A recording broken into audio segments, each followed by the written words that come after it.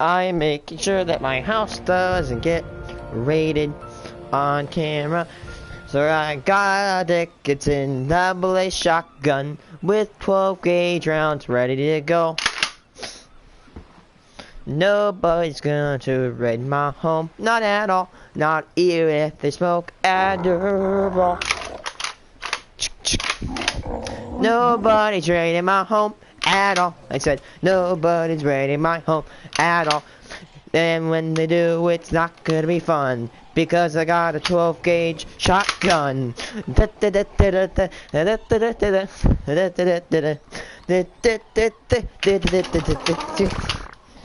It really is a shotgun. 12 gauge, ready to go. Yeah, I know it's weird. I'm sorry, Mom, if you ever listen to this.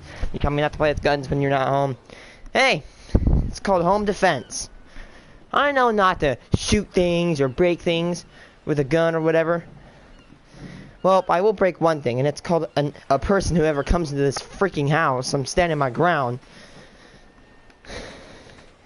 Thing is, you don't want to get caught with your pants down. Simple said. Hey, where were we?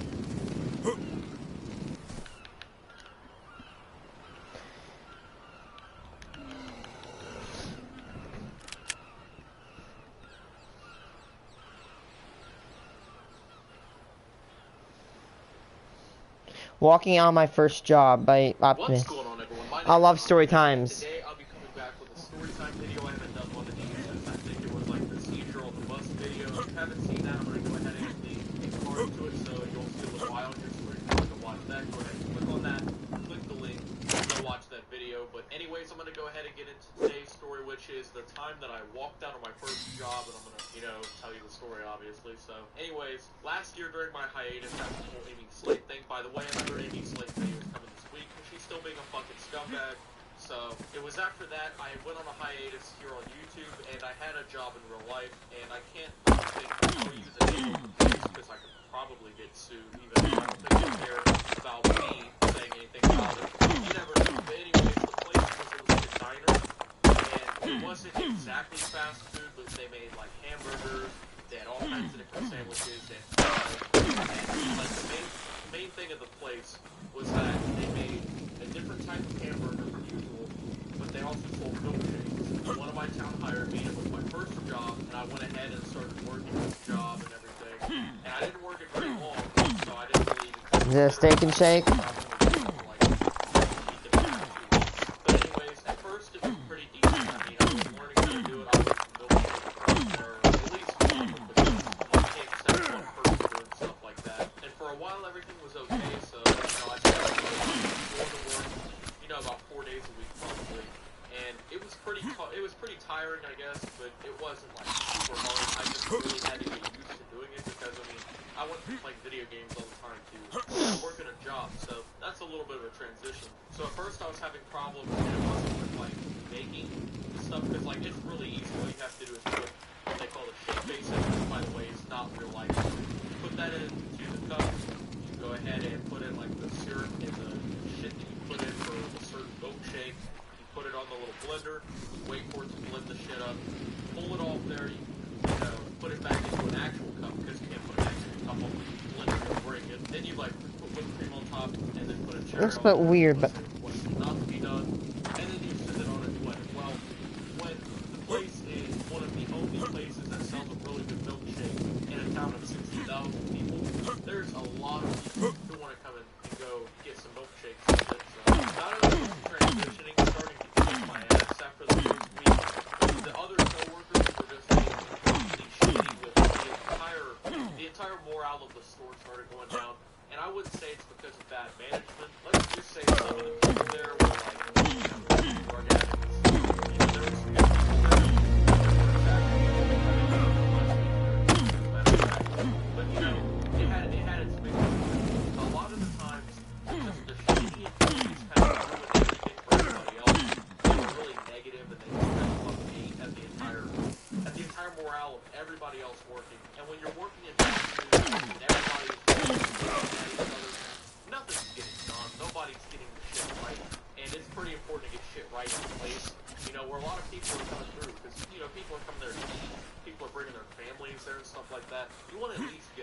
you know? So I would occasionally mess up an order because I was brand new to the job, you know? No, I don't want to say this, but I don't blame him, Optimus. You know, you're new to a job. It's not. It's normal to mess things up. Training me is not doing a very good job of training me. I had two people who were like training me to be who was working each day, and one of the dudes was cool as fuck. Like he actually was really helpful. You know, he's actually the reason that like I did well at that job at any category, I guess, because I wasn't good at it, quote unquote, yet because I never really got a chance to get everything down and stuff before I fucking walked out. But the other guy who was training me, he was there, which unfortunately was most of the time. He didn't even teach me the shit. He just like he would let me go ahead and start making it, and then if I fucked one up, he would get pissed. He would just like shoot down. Oh my god, I'm not gonna say the name of the teacher, but I had a teacher that did that. Holy shit, I feel you, Optimus. I'm sorry for the cuss words. I'm trying to lower down. But oh my god, I feel that. Oh my god.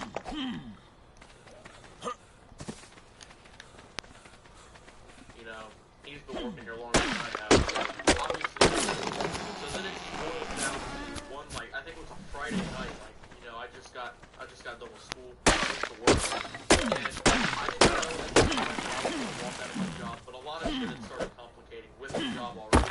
They still had to give me my first paycheck, it was a week overdue, I didn't like that. They still had no formal way of giving me the money besides giving me money from the place. I didn't like that at all.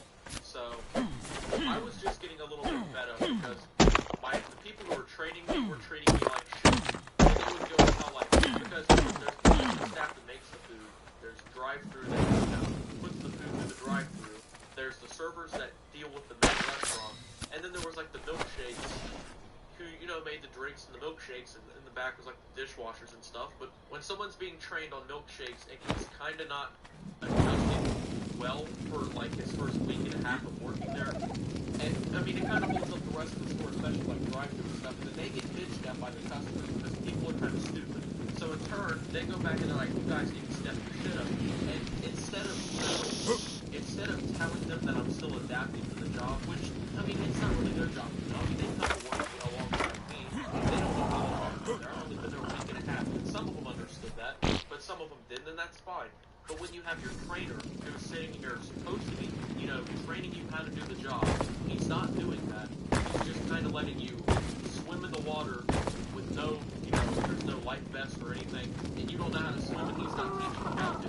And then, like, when the sharks come around to fucking bite you, he just tells the sharks he's new. That's not really new.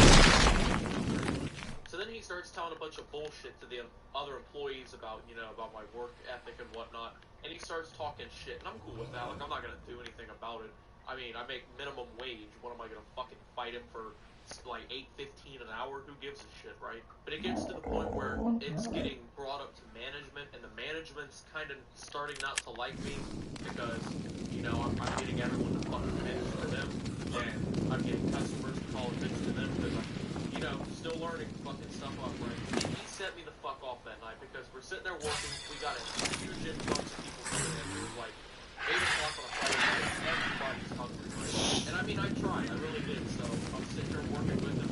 He's keeping up well because he's been working here for years. I'm still kind of struggling. He's got to help me with something. Wasn't his best of days, but he literally bandaged me on station in a restaurant where, you know, there's probably 100 people and then there's cars piled all the way around the drive-thru line, and then you have somebody who's a week and a half old at the job sitting here trying to do all the shit in the entire restaurant. Even two people who are trained have trouble doing that, but when you're a week and a half old to the job, you're never gonna get that done, right? So anyway, he's gone for like 45 minutes, doing all the things right up there to the grill, and started doing that shit. Left me completely alone. And of course he was pissed because he had dated some girl who was working there, and they broke it up, and he was trying to always get back with her, and that's why he was always going up to production where she was at. He didn't fucking like it. So he kept going up there and just literally abandoned me at my station. And so everybody thinks that I'm just completely fucking everything up on purpose. They just think that they think he's back at the station with me working, but they don't realize that he just completely fucking abandoned me. He completely abandoned me on this station alone. I'm sitting here trying to do all this work on my own as a new recruit to the job, right? start telling him, oh my god, did they get fucking mad at him? So pretty much everyone at the store at this point is just on this dude's ass because he's a complete douchebag, right? He's abandoning a new crew. He's holding the restaurant. We were probably backed up 45 minutes. So I don't know. I don't know what happened to him. All I know is at that point I was like, fuck this, I'm not doing this. Like, I understand that you deal with a lot of stuff, especially in fast food. You deal with a lot of stuff in the work, but I'm not gonna sit there and take shit for $8.15 an hour to the point where this guy is like getting everyone turned against me, I guess, and it's just completely fucking, it's not gonna work out. If I'm not getting trained to do the job or anything, it's not gonna work. So I just, you know, I went back to the manager's office, and I was like, hey, Bill, that's not his real name, but hey, Bill, where's my paycheck? He said, oh yeah, it's right up front, it's up there by the cashier's little checkout station and everything, you guys grab it. So I went, okay, by the way, I'm done. And just walked right back out there, grabbed my shit, and I opened it. And honestly, I don't think I'm ever going to forget this, because this, I didn't like this guy at first, right? I'm forget his name, to be honest with you, but this guy was a really awesome guy. I mean, he really did help me. He gave us something that I needed to come back to help me. And, you know, being you at my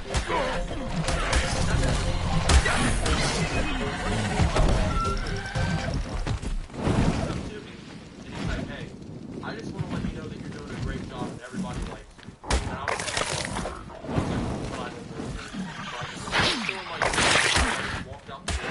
The manager's completely fucking confused. The entire restaurant's watching me now. I didn't mean to create that big of a commotion. I just didn't feel like being treated like shit anymore. So, long story short, I don't think I'm allowed back there. I never gave them back their apron or anything. They never charged me for it. They ended up paying me in full for all my, you know, hours and stuff, so I spent that shit up already. I got a new job, plus, you know, that's been almost half a year ago now, so. Anyways, thank you guys for watching this video. It's a little long, a little bit of a hard story to tell, especially. I didn't script this or anything, I didn't write the story down. I just kind of went off the top of the head with this one, so make sure that if you did enjoy to drop a like, subscribe if you're doing Fast Horror Stories working at Little Caesars.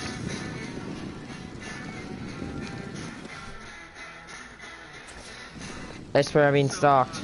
I haven't really done a story video in a long time. I feel like this is starting to become kind of like a ritual, where every time I do one, I say this because I go like a month or with that being said, the last video I did, that was a storytime video, it's at like 89,000 views, the last fast food horror stories topic, I guess. I don't know exactly if it was just because it was a little bit more relatable or what it was, but you know, that video just kind of took off when it comes down to these stories, of course. So thank you guys for that. I'm going to follow it up today.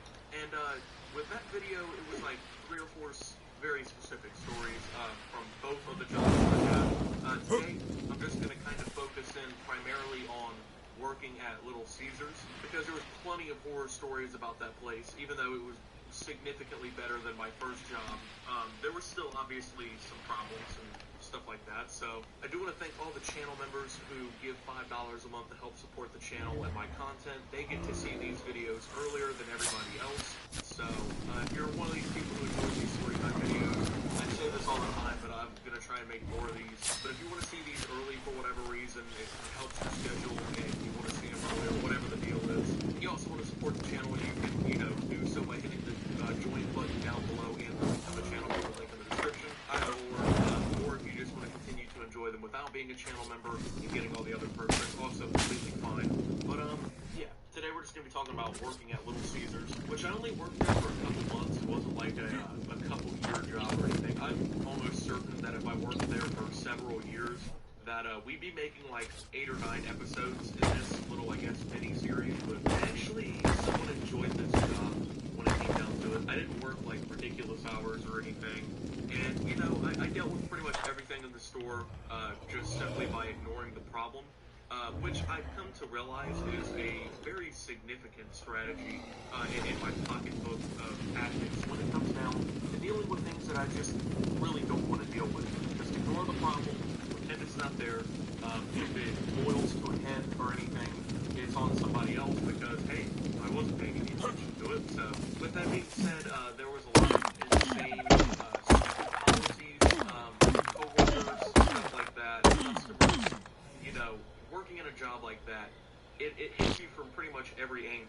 And working here really showed me that people who work in fast food simultaneously deserve almost no respect, but they also deserve a whole lot of respect. I shouldn't say that they all don't deserve any respect, because there's a lot of really great people who work in fast food on the street. But there are obviously in fast food a lot of people who are just losers. And I mean, that's just the way it is. Unfortunately, but of course there's also a lot of really great people who, you know, they do all kinds of stuff. Like I worked with a guy who he worked like 2 different jobs, kind of on and off, and I can't remember what he did, but it was cool, I'm not gonna lie. What he did was actually really cool, and he definitely made enough to not have to work here. Not necessarily sure why he was, but I can't remember what he did. But I remember when he told me, we had a long conversation in the back of the store while working about that. But man, I wish I remembered that. That guy was actually really cool. But yeah, just the general rundown, man. It was a store that sold pizza. The Little Caesars is kind of what they do. So it just was a weird job, honestly. I mean, the biggest thing really about the place when it came down to the horror stories was just the customers. Several customers in the first video, they just were not usually the most clean, the most well-mannered, the most decent people in the world. I mean, the whole city is just a Rust Belt city in the midst of a drug and violent crime epidemic. So, you know, average customer wasn't someone that I would necessarily associate with, especially in the area that we're in. I know I'm sounding judgmental as all get out, but I mean, if you walk a mile in my shoes, you understand. Like I said, I covered a little bit of this in the first video. There's so much work, and it's not really something that I necessarily thought about too much when we were starting the job, because I figured I would never have to deal with because when I was hired, I was exclusively in the back of the store doing like dough press. Okay, they never had me even working like up on the ovens, or not with my controller, but they never even had me like working on the ovens, which I guess is kind of in sight. And when I started working cash register, it just, I realized, you know, the people are just so goddamn impatient. And that's the most insane part. It's like, this is literally the fastest you're going to get a pizza in the entire city. We, quote-unquote, pride ourselves in literally just having pizza sitting in these microwave ovens, basically, just lukewarm enough for you.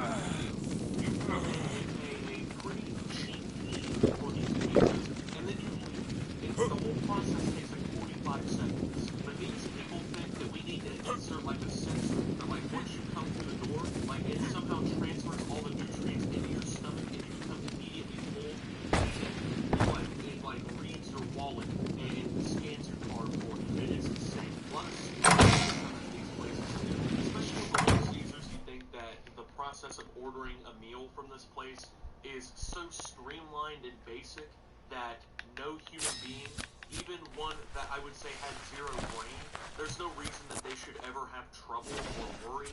But I had a couple of people who couldn't read, so we had to explain things to them. What? I don't know how you don't know how, I literally did not know how to read. I don't understand how you need like a driver's license. You know how to really survive without being able to read, but apparently people do it, so it was just, oh my god. I mean, and the thing is it was the best position when it came down to the work, okay?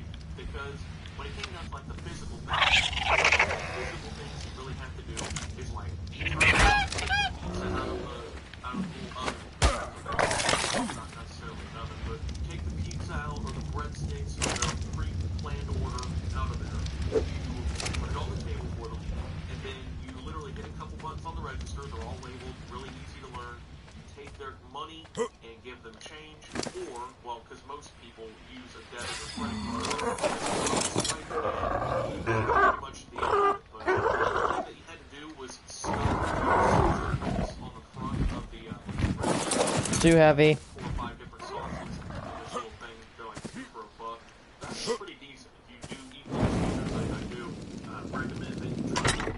They're actually not bad. I actually prefer them to the cheese and the marinara or whatever, because I know how the cheese, and that's another thing.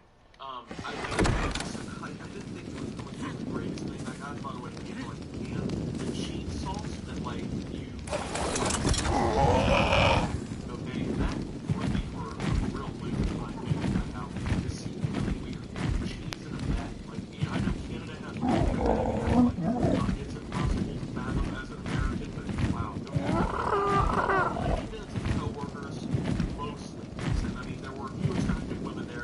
I found him. sex with.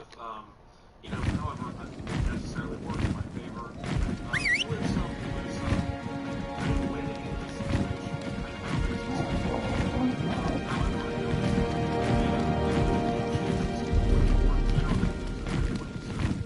I'd say I'm not laughing because of what they do.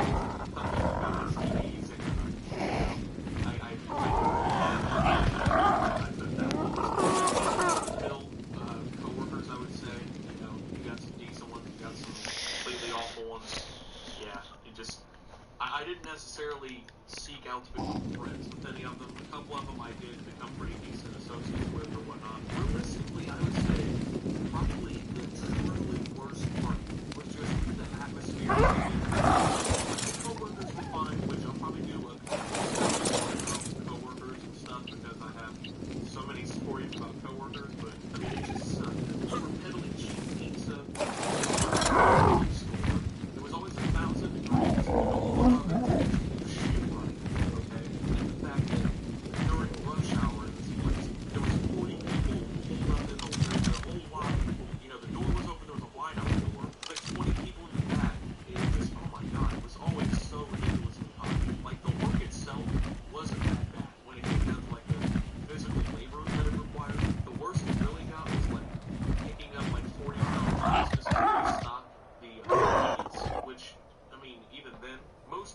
People can hold 40 pounds, especially in a box with handles, you know, but if it weren't like 100 degrees at all times in this place, it would have been so much better. That was honestly the reason I liked working as the cashier. I mean, you avoided literally all the physical work at the back, all the really tedious stuff, and on top of that, it was way cooler in front of the store where the door was constantly open, letting all that hot air out. You weren't literally surrounded by ovens and stuff like that, and cooking pizzas.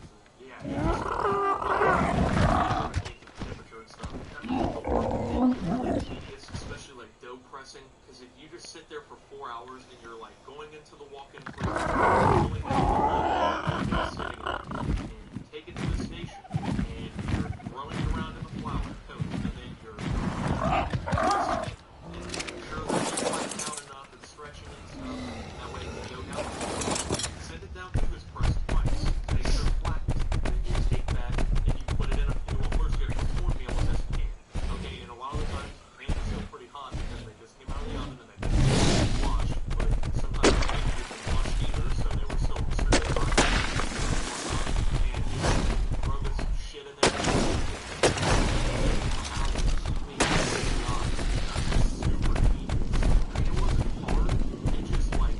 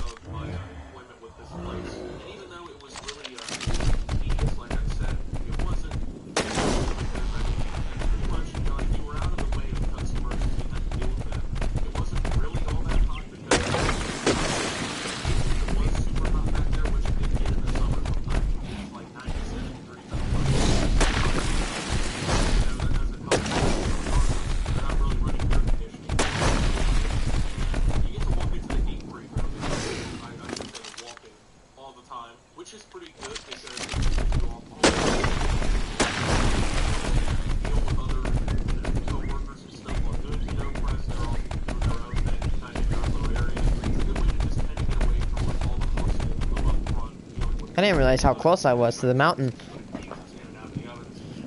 Oh wow, perfect. So my base is like really positioned right next to like a ramp.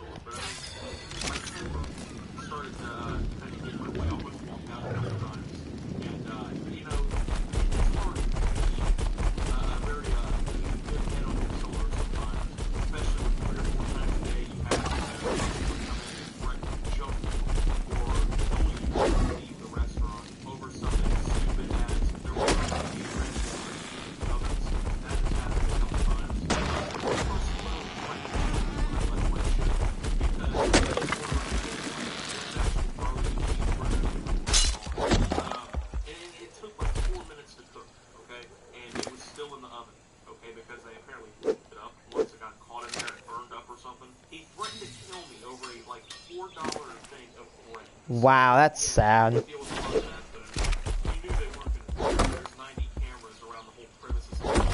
You know, there's no way that someone's going to do that. They don't know I'm leaving. Honestly, if you can sit in the parking lot for 8 hours and wait for me to come out, don't leave. You know, I work a little Caesar. You were basically doing me a favor, and I kind of got my way a little bit though. The one thing that I really hated, okay, was clothing. The worst part of this was just realizing how much food we just clean like a field that have been in the house. We literally would have to run through the whole stock about 30 minutes before we closed. Just because. So, I don't know if you're understanding. We have to prepare all these pizzas that have been made. Like we would take the dough, put pizza sauce. What can I do about that? It was sitting on these racks, okay? They were waiting to be put through ovens when the man was buying them.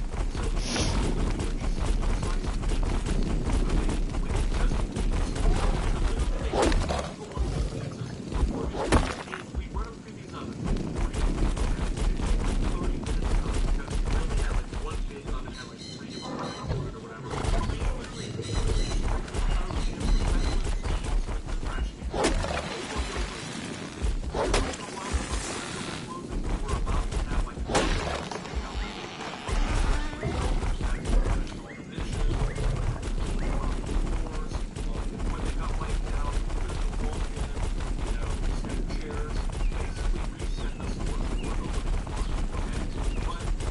A metal node.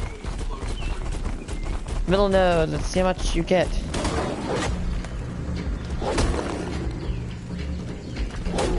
Oh.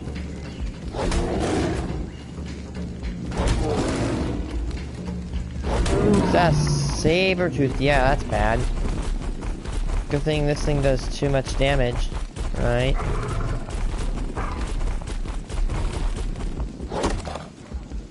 $52 metal from that node. Let's go. See, 3, that's like, what? We just instantly got like 50 metal.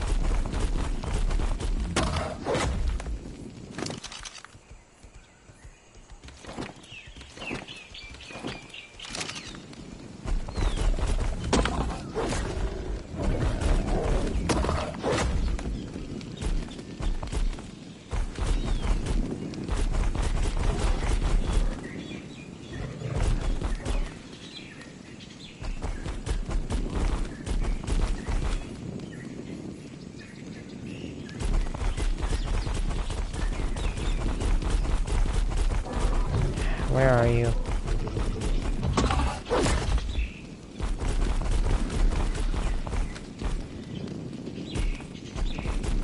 Uh-oh. This is normal. Boom, damn it. Good boy, Ankylosaurus.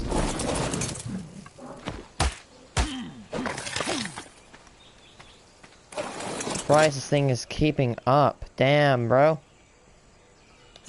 Might as well increase his health, right? That way we can survive attacks better. And most of the employees were adults who had children. God, even at the time, I still lived with my parents, okay? Why? Woo, we packing some oh! I'm pretty sure they would have appreciated maybe taking a pizza or 2 home so we didn't have to worry about dinner, you know?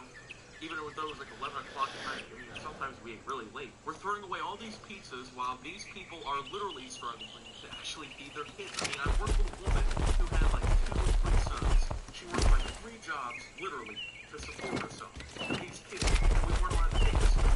I understand about there's like food, but it's just the business. But at the end of the day, the restaurant is closed. You're not going to sell this stuff. You're literally throwing it in the so you're not making a profit. Okay? You're literally throwing it in.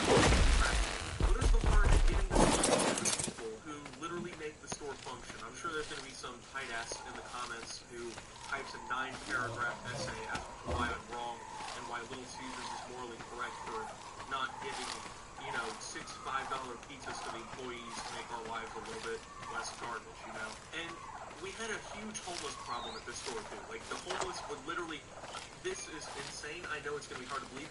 One time, the people doing a trash run got physically attacked by a group of homeless people with knives over discarded food, okay?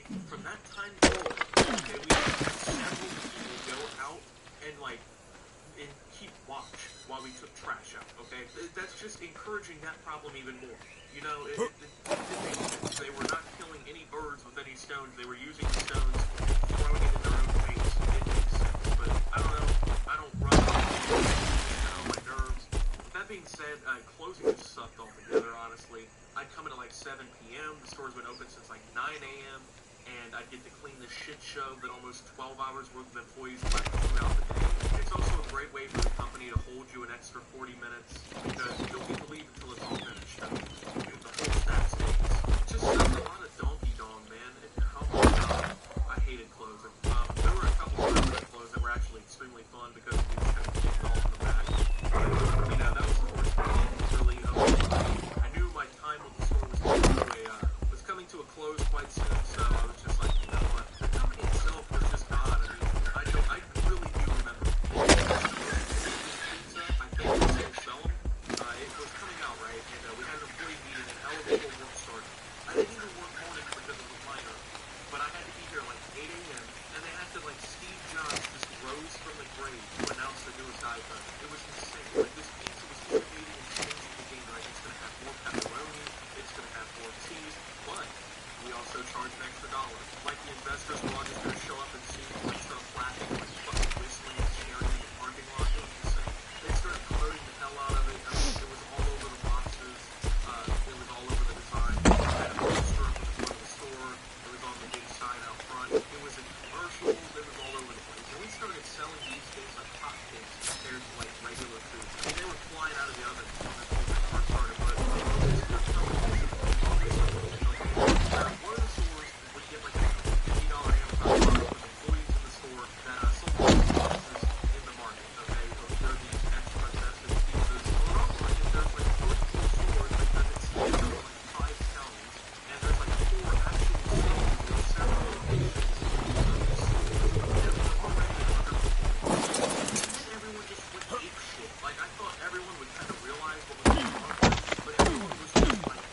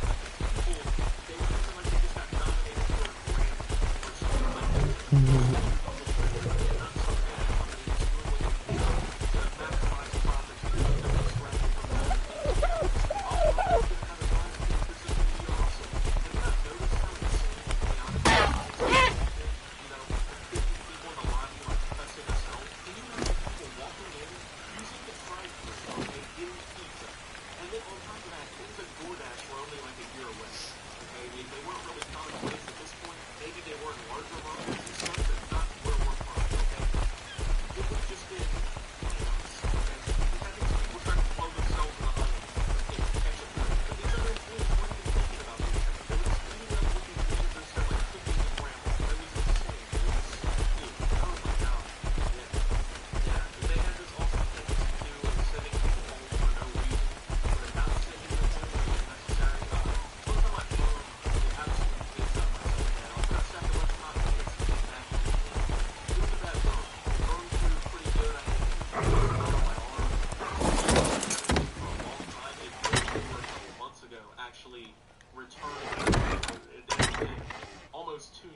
I've worked at this place. I was in a lot of pain, man. It wasn't a pinch. This was one of the most intense pains ever. It was like a constant ache in my arm, but there was like an intense burning on the top of my skin. It sucked. Cold water didn't help. This bullshit medicine they put on didn't help. The only thing that ever did anything was actually flour getting in it because of dough press. I'll probably get a skin disease from having flour in my raw skin or something, but oh my god, it was amazing at the time. So I went and told the manager because I have to, as part of the procedure, and he looks at me dead in the eyes and says, what do you want me to do about it? I don't know, dude, tell me what your procedure calls for, you know? The thing I have to know that apparently you don't have to understand. Insane that I knew more about this place than a manager. However, when they didn't want to pay you, they just sent you home, okay? Like, 4 shifts in a row, I only worked like 2 hours because the business got slow and they didn't want to pay me to be there. But then I get a pretty decent burn and I'm back on the ovens in 10 minutes until the dough press a little while later. I didn't even mention that part. Totally didn't make sense. This was actually a pretty good reason why I left. They stopped scheduling me enough. I started working like 8 hours a week. You know, it was just stupid. The drama and politics were just ridiculous. Most of the adults there had like a mental age, probably half of their physical age. It was honestly one of which I almost got arrested with them, and as part of another story time. It was a weird thing in the media later and whatnot, but yeah, the drama was bad, man. People getting sent home over personal conflict, breakdowns. It was just stupid. Like, I remember very distinctly one incident where a female coworker, she went in the bathroom in the back of the store, and she'd go in there for a while, but another dude accidentally walked in on her because he had just gotten there like 2 minutes after she No, was. it's not saying that. That's. And the doors was junk anyway. You know, things happen. And apparently he saw her vagina. Whoa. And apparently it was extremely hairy. Oh my god, please stop talking. When he came back out, he just started telling everybody about how he just saw the hairiest monkeys. You're just gonna skip that part. Adults were just focused on these childish rivalries and whatnot. I don't know. I didn't like how people were promoted to being a manager. It happened a few times. They became unbearable. They got a few dollars and a raise and some shot calling capabilities, and it just turned them into tyrants. Tyranny in place after they got control. It was insane. They thought they ran the whole company. They thought they were the Illich family, and they stepped up and ran this whole conglomerate. It was insane. Didn't like answering the phone too much to take orders. It wasn't necessarily pleasant. We didn't, of course, get the people who called. They knew what they wanted before they called. They understand the process of actually, you know, placing an order. But of course, not all the time was that the case. People would call the store. They try to scam us all the time. They call and complain about the food. And we tell them the same thing every time. And there was this one couple who I still remember their phone number because they call it literally almost daily. Over like 3.5 months that I worked there, right? And we would tell them the same thing every time. Like, you have to come here with a receipt to show them the food. And you have to still have some of the food in the box to return. They never had a receipt because they didn't ever buy it. They had no concept.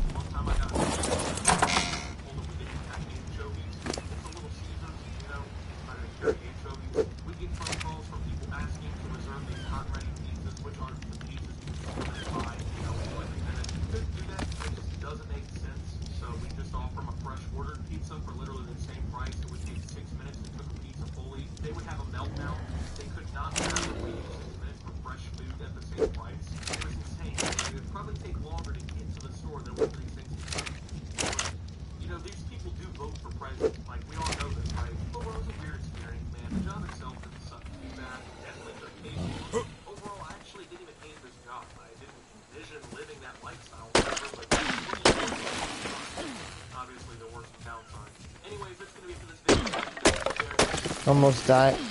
Nearly died in rush hour traffic.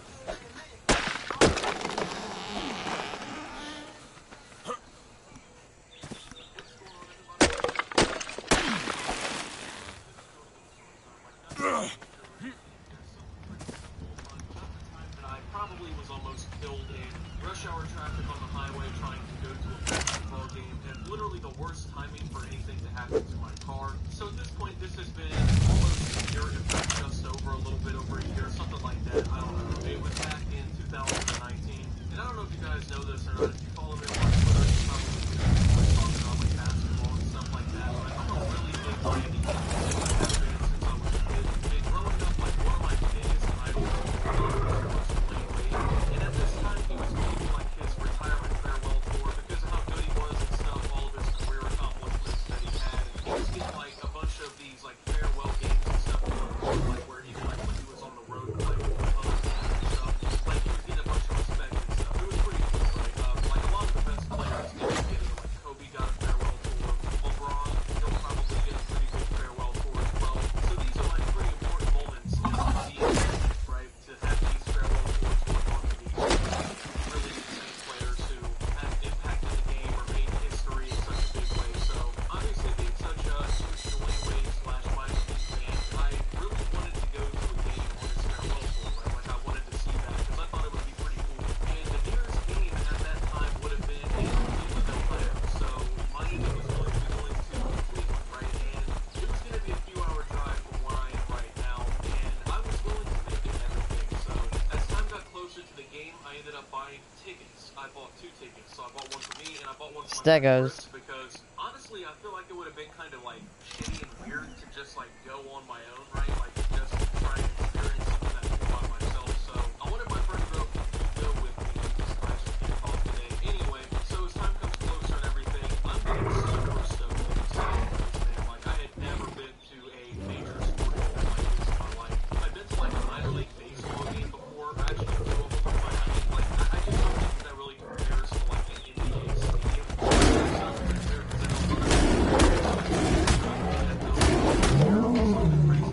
Nice. That shit just wasn't going down in my house, man. Like we weren't going to all these things or concerts or anything crazy like that. So eventually the day finally comes, and when we get ready to go, I go pick up Chris, and we're getting ready to go all the way to Cleveland. It's a few-hour drive. The game is at like 7 p.m. Eastern time, so we leave at like. In the car, we get metal, and I'm like, oh, we're hitting another rock. Before we go there and stuff like that, and we're not gonna want to be waiting for the stadium or anything. I'm sure parking is probably hell in these kinds of situations. And of course, you have to consider traffic. Like I already knew we were gonna have to go through Columbus in rush hour. Yeah, I don't know if you guys have ever been to Columbus, Ohio during rush hour. I know like LA and all these other cities get like a lot of praise about how bad the traffic is. Jesus fucking Christ, Columbus sucks. Going through Columbus from anywhere between like 4 p.m. Eastern to like 6:30 is just, oh my, it's rage-inducing how bad it is. For the love of God, the people, okay, if any Columbus city officials are watching this, first of all, please rebuild the entire infrastructure of the city. Please. The city is growing too rapidly for what's going on there right now. I mean, it's nuts. But we go ahead and get set off, and, you know, after a little bit of time, right, like we get into Columbus and the surrounding area. That's much like smaller cities, like Hilliard and all that stuff. And we're getting a little hungry, right? Like we got probably 2 hours or so actually we're supposed to be there and stuff like that. So we know we're gonna make up time, at least on schedule to make up time. So we're like, you want to just stop and get something to eat? You know, we decide on Chick-fil-A with a pretty decent meal and everything. So, you know, it doesn't take too long for us to eat there, right? And anyway, we start setting up again, and there's this little stretch called 270 in Columbus, which is really terrible to be on. So 270 comes from 270. I know a lot of you probably know what, you know, 70 minutes on that in other places. It's a big ass hike. It's during this time, right? Like there's traffic, but it's not as bad as it is on 270 now.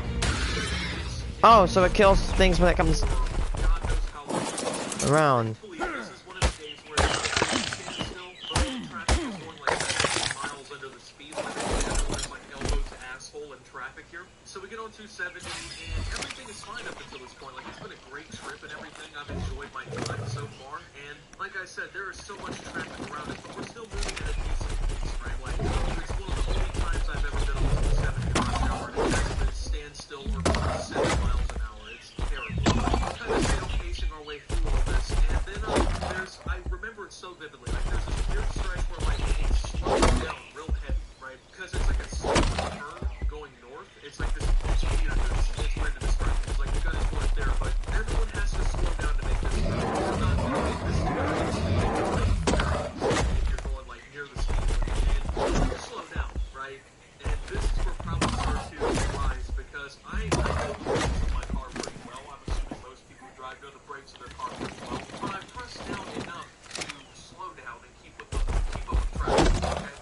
isn't slowing down very well. I mean, it's slowing down at this point. Like, it's getting there. But I realized to go, like, down 20 miles an hour, I had to literally almost put the brake all the way up, right? And that's just, that never was something. Hi, buddy. Okay, that was really, really weird. And then when I, like... We both got spiky tails. Hee hee.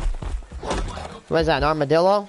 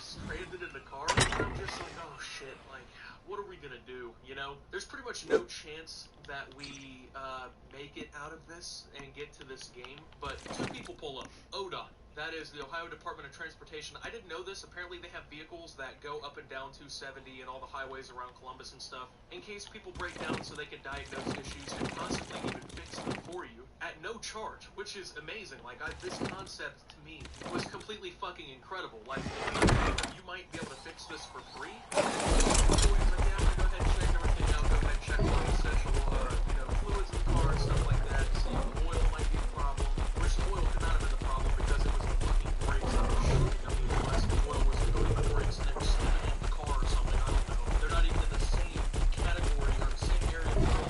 So, long story short, he has no idea what's wrong with the goddamn thing. He can't fix it. And then Ohio Highway Patrol pulls up. And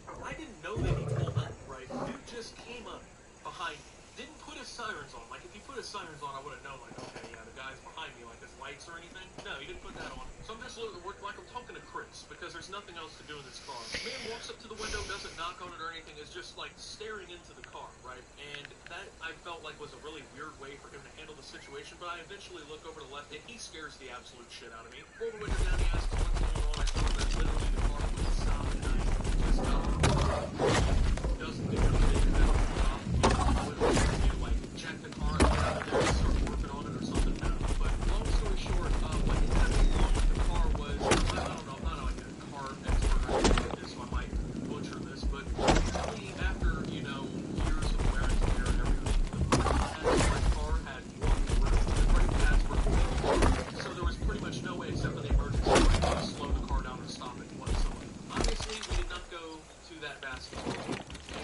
It sucked because I never got the opportunity to go to another one, and now Wayne Wade is retired, so that was really bad, and it sucked. I'm not gonna lie. To this day, I still wish I would have gotten to go to the game. I'm glad that I survived that because I'm dead serious. Like, if I got into an accident right there in that traffic, going like 55 miles an hour, okay, there would have been a pile up on Tuesday. Like, there were so many cars there that, like, especially the lane I was in, if I got into a wreck, there would have been a pile up. It wouldn't have been some, oh, we can pull over on the side real quick kind of thing. It would have been like in GTA when the pedestrians don't know what they're doing. They just start running and blow up a car and everyone piles into it. That's how it would have been. Literally one of the scariest moments of my life. And even to this day, like, me and Chris still talk about this and laugh because, I mean, it's funny to us now. Like, it's funny, but it's scary. Like, really messed up experience to go through, but, like, going back on it, it's like, that sounds like it would have come out like a comedy movie or something, right? Anyways, thank you guys for watching. If you enjoyed, make sure to leave a like, subscribe if you're brand new, on my channel, follow me on Twitter and stuff. Get updates over there, turn on notifications of all my newest content. Check out shopopti.com down below to get the best and most official Optimus on the entire internet. Also check out Astroneer down there as well. And thank you to my channel members. Your support helps my channel tremendously. And until my next video, guys, this is Optimus, really alive, and signing out.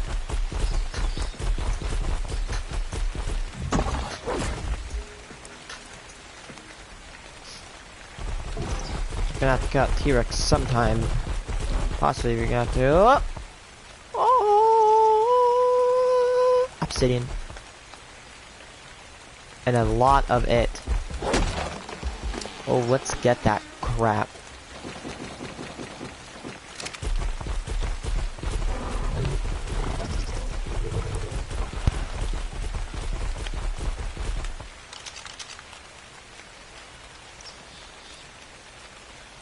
Damn scorpions. Blow right through them. Boom. Metal for me.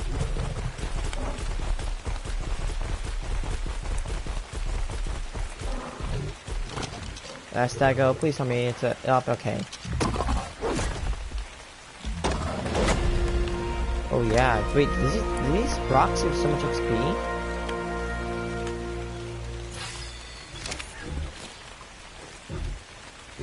Oh, R1 makes you go in the first person.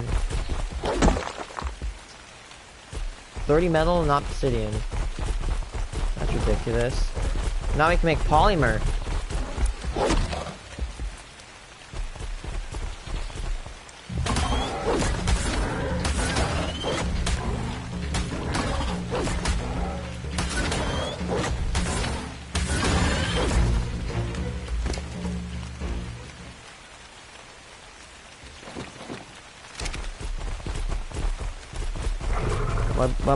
Dub. We got metal and obsidian.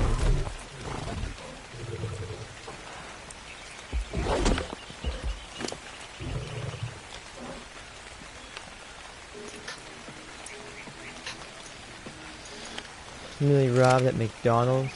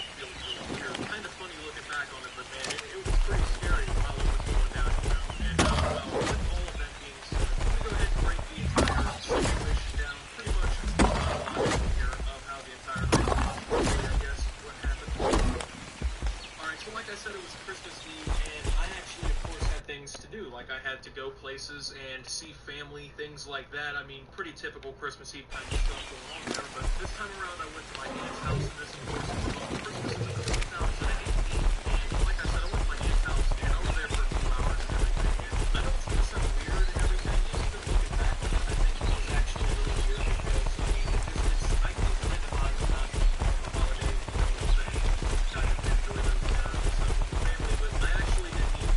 And, well, of course, I was there for hours on end, and I hadn't eaten all day at this point. It had been, like, almost 24 hours since I had anything to eat. And I was like, you know what, McDonald's is something to do, so why don't I go ahead and go get something there? It's one of the few places that's open mostly on Christmas Eve, especially if it's leaving close to like 9:30, 10 o'clock by the time I was actually leaving. And so I go, and it's kind of out of my bag. It's not like over anything at this point, so I actually went out of my way to go get something in a place where all I wanted was a big chicken. I like big chicken. I think they're good. Sometimes it's good with mayonnaise, all that stuff. But I wanted to go get something to eat. I actually decided to go inside because the drive-thru was literally so goddamn full that it ran around the block. And I don't know if it's what it is about Christmas where it's just like everyone has to go to McDonald's apparently, but man, it was like, it was packed. I'm dead serious. There was probably, I would say, 18 to 20 cars sitting in the drive-thru. Like, it was wrapped, man, and I just wasn't going with that. So pretty much nowhere else is open though at that time of night and on Christmas Eve. Combining those factors doesn't really help. So I was like, you know what, I guess I'll just go inside and see if that works. And so, by the way, this is like a big kind of like shopping center.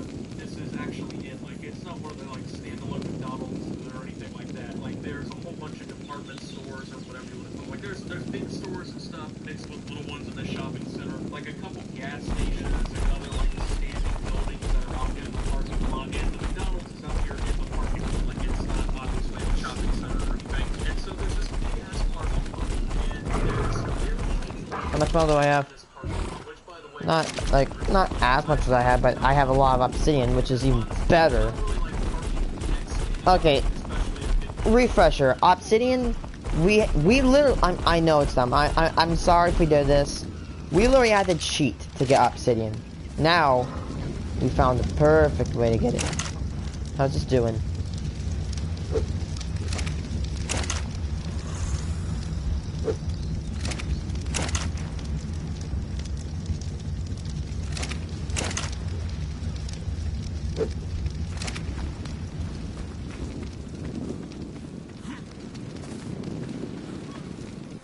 Look at that, beautiful 162 metal bars. Who would have ever thought that we would have gotten that? Let's fix this thing up. Oh wait, we need wood. Weapons, ammo. Okay, so we need gunpowder, right? How much gunpowder are we packing?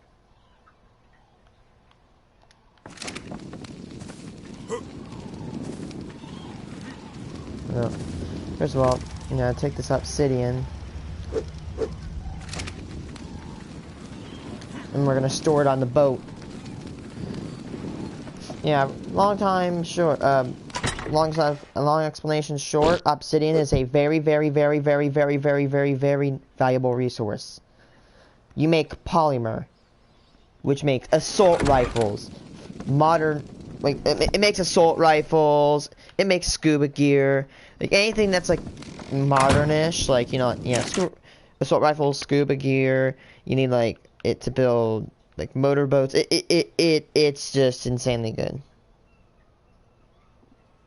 parking lot. I already know how people are. They fucking run into your car and dent it, and then they back away and leave, or they slam your car with their door. So I'm not really a fan of that. Okay, so I kind of parked out by myself. I was like 4 or 5 cars away from the car.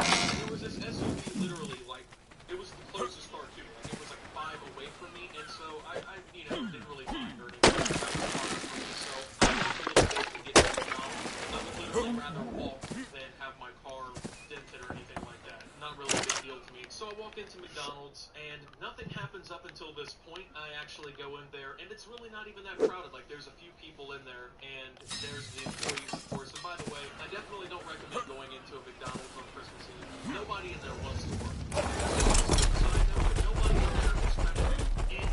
Okay, they just want to go home and play with stars at the time of the day. They really don't give a shit about your hamburger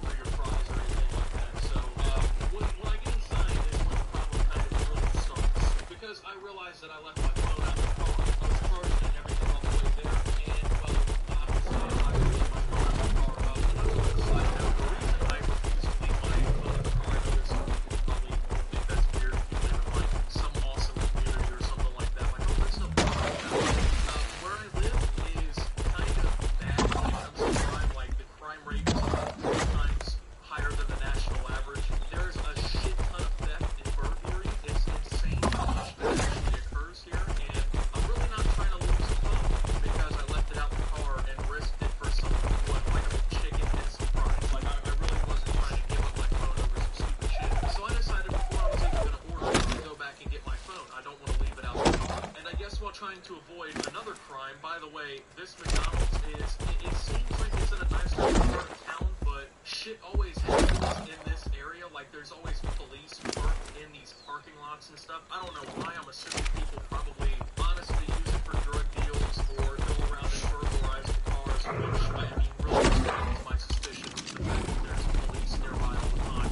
kind of just chilling in the parking lot and stuff. So I said, well, I'm gonna go get my phone, and I go ahead and make the trek. By the way, it's a pretty decent walk from my car from this McDonald's. So it takes me a little while to get there, right? I mean, it doesn't take me 4 hours, but it's not a 10-second walk out to the car. But when I get back out to my car, that's the thing that I was talking about, right? It's 5 spots away from me. There's somebody sitting in the car. By the way, the car's not moving.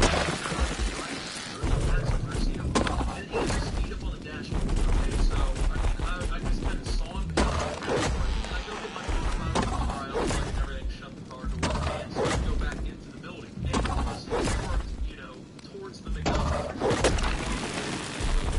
so I have to walk back past the car, or the SUV, I should say, to get into this place. Now, it was already kind of sketchy that this dude was sitting in the vehicle that wasn't turned on, was almost as far away from any of the stores as he really could get. All of these other stores were close by where we're parked at, and he's just kind of chilling out there, right? It was like 30 degrees outside. I'm really not trying to have a problem with this, so I'm not going to start questioning you or anything, being an idiot, so I just asked Rayce to go back towards this McDonald's, and apparently he said, well, Dad, you're not going anywhere without my permission, so he did not want to. I mean, I'm not going to like a lot of cars now towards this McDonald's. I don't know why he was going to, press the button, and why he didn't come out a lot earlier, because, I mean, like I said, by the way, we're not in any lit area of the parking lot. He probably could have actually gotten one off on me had he gotten out of the vehicle earlier, but he does. He hops out, and he starts walking really fast towards me. And the only reason I even know that he's coming towards me is because he starts yelling at me from behind, right? And he keeps saying, hey, I want to talk to you. Come here real quick. I want to talk to you. I'm like, okay, what the fuck does this guy want? Like, I have never interacted with this person before. I didn't even look at this guy. The only way I even noticed him was because of my peripheral vision. And apparently now he has vision. So he's trying to start this big-ass scene in a dimly lit parking lot at 10 o'clock at night on Christmas Eve. So I'm starting to wonder, like, you know, what exactly is going on in his personal life? But then again, I don't really have anything that I can say because I'm going to go fucking McDonald's on Christmas Eve and get chicken. So he's walking up behind me, and I turn around, right, because he's yelling at me. There's literally nobody else in the parking lot except for these cars moving the drive through. This shit kind of like parking cars that are all packed together in certain areas that are going to like the gas station, McDonald's, the 2 stores that are open at this point, none of which were anywhere near. So I look at him, and I thought maybe it was somebody that I knew at first, like, and that's why he was coming up towards me trying to quote-unquote talk to me and shit, but then I quickly realized that he's not trying to talk to me like that. At this point, I'm probably like 80 feet away from McDonald's or so, and I see this guy, and I'm kind of questioning what is about to happen right here, when I realize that his hands are in his pockets, right, like in his front pocket. Uh-oh. Fidgeting around while he's walking. So at this point, I have no fucking idea what's about to happen. So I'm like, Yep, he's trying to pull a gun. stand around and talk to this guy. So I start walking towards McDonald's, right? I'm really not trying to cause any more issues or possibly be stabbed, shot, mugged, anything like that. So he's actually closing in on something pretty well, because at this point, like, I'm not trying to cause a scene or anything. I don't want to go, like, sprinting into this McDonald's and have, like, a bunch of people getting out of their cars wondering what's going on. I don't really want to, like, have a bunch of McDonald's employees wondering why this fucking dude came running into the store at full speed. And, I mean, I still have some distance on him, so I'm walking casually because, I mean, like,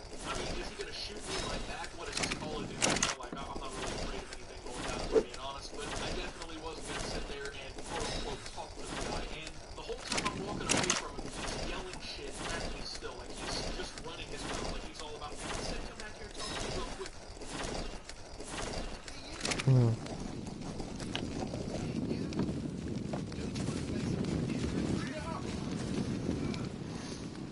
I don't have windows. Like, he really is trying to, like, make me turn around and talk to him.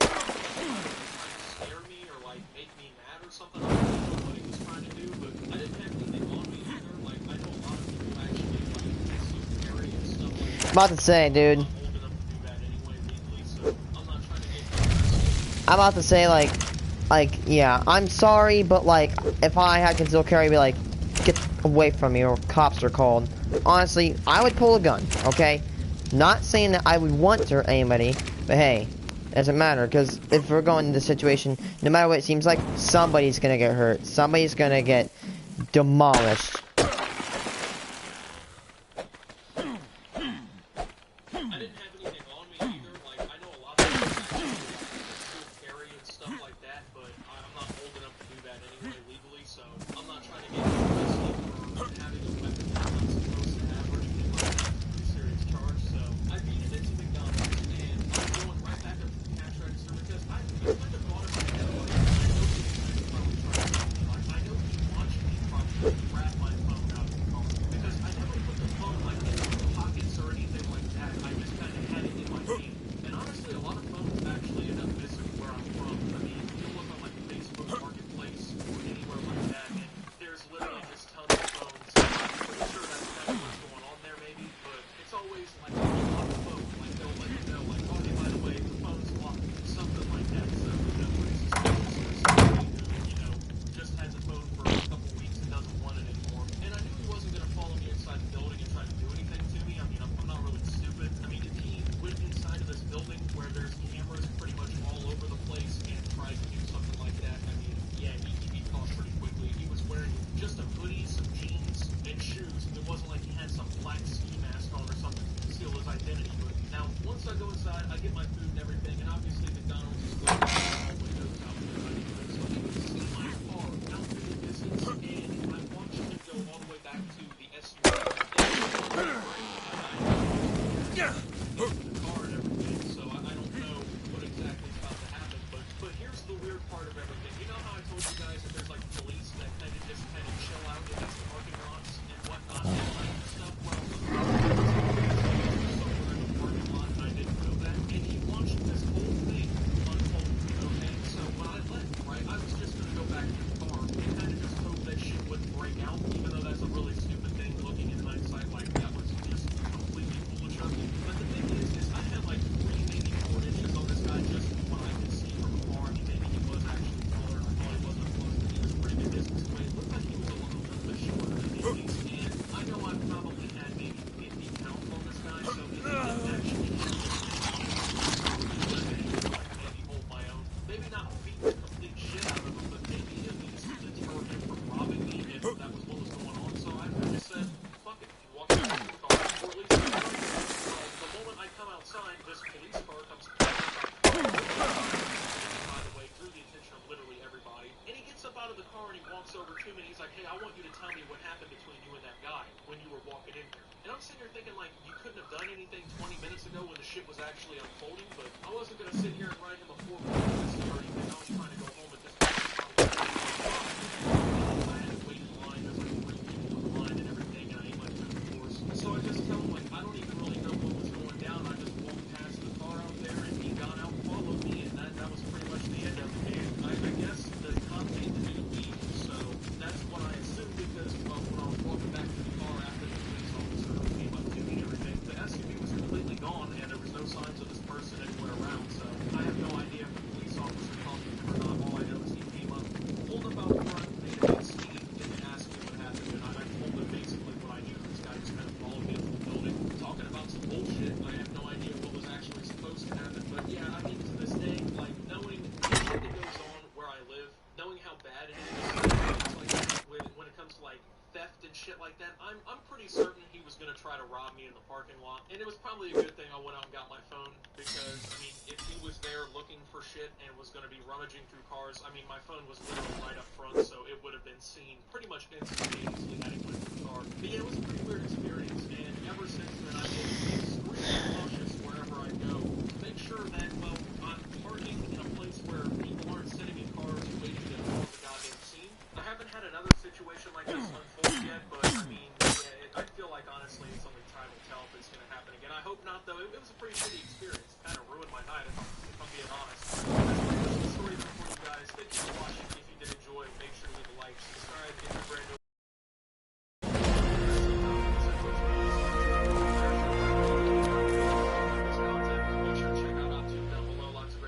on down there as well.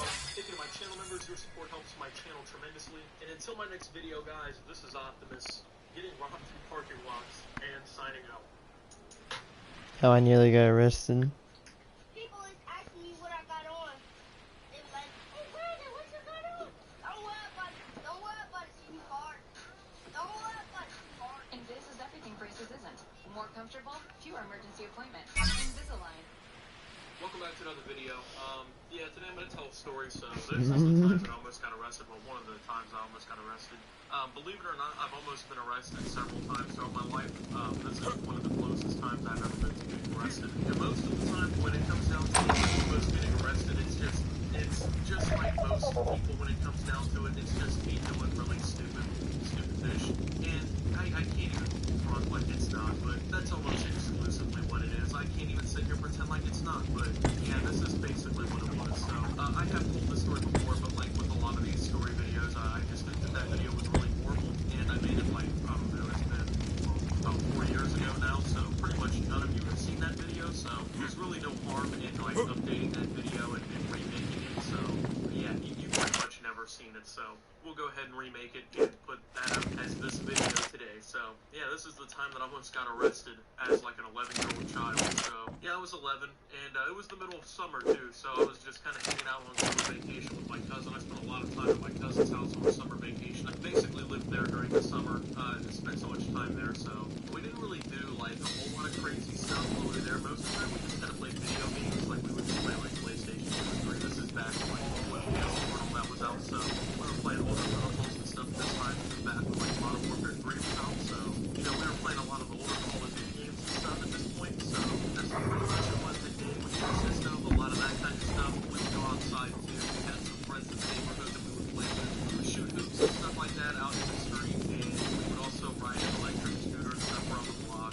And there wasn't like a whole lot of stuff really to do because there wasn't really that many kids in the neighborhood, so we couldn't really do like a whole lot of stuff. But like at the same time, it wasn't like there was nobody in the neighborhood to kind of hang out with, so you know it was like a weird balance. But one day we were just kind of hanging out, walking around the block, and we saw this weird peach tree, and it was the first time we'd ever seen this tree. And I know this is gonna sound really weird because you know we're just walking around the block, and oh my god, a peach tree. And there was a Sorry, Tara. so which is really weird. I have been everywhere in that city, and I've never seen a peach tree anywhere else here, ever. So it was really odd to see what we noticed it there, and we pointed it out. There's a peach tree up in that yard.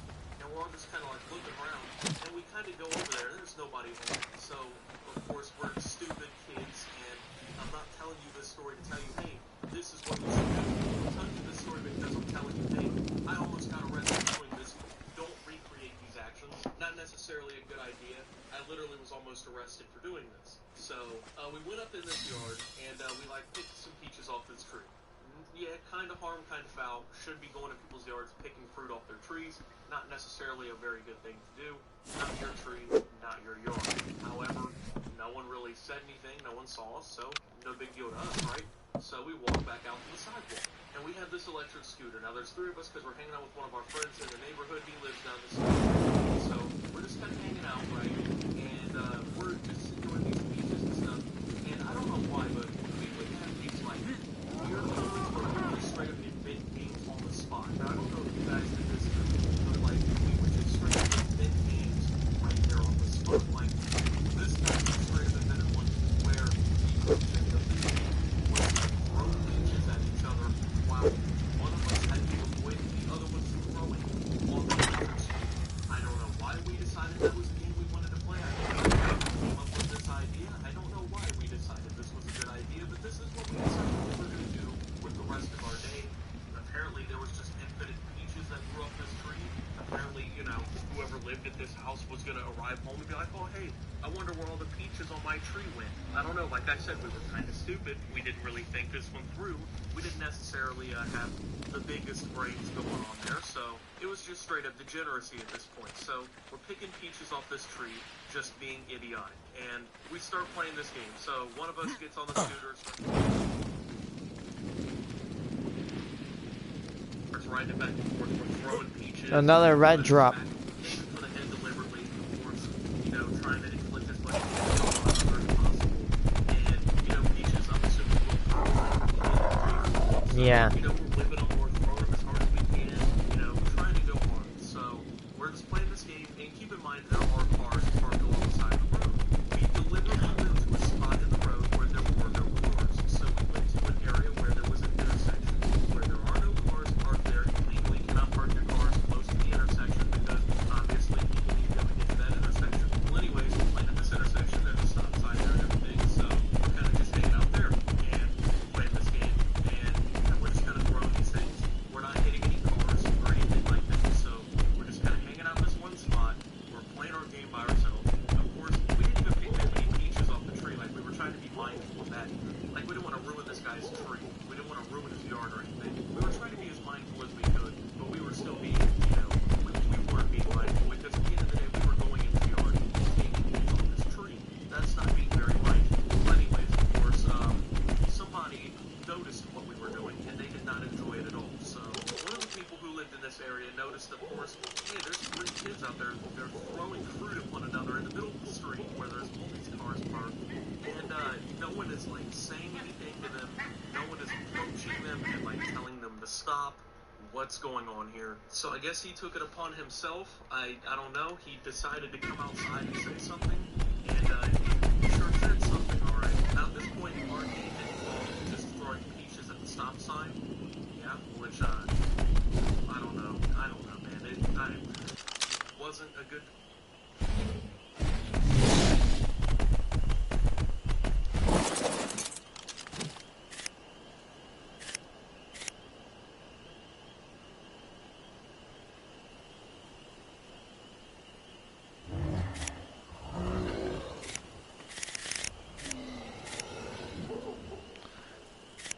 Come on.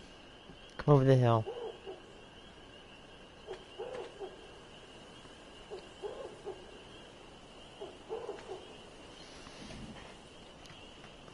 It says that a T-Rex has like 1,100 health. So if this thing does like 280 damage, I should be able to 5-shot it with a gun, right?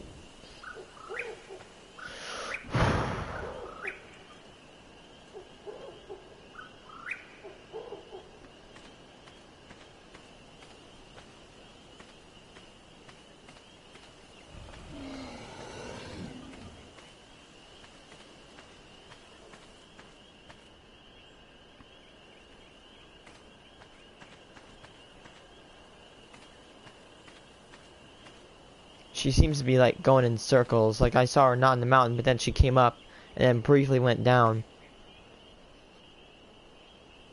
I want to do the style suppressor, but honestly, if I try to, I don't know if I'll aim.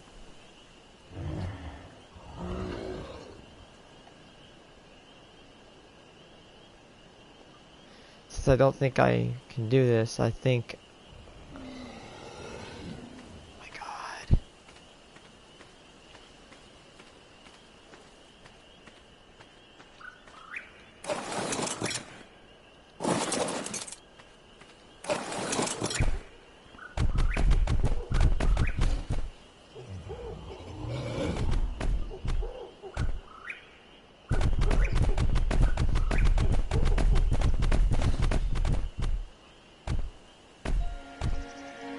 Come on, just go over the hill so I can blast your damn head off.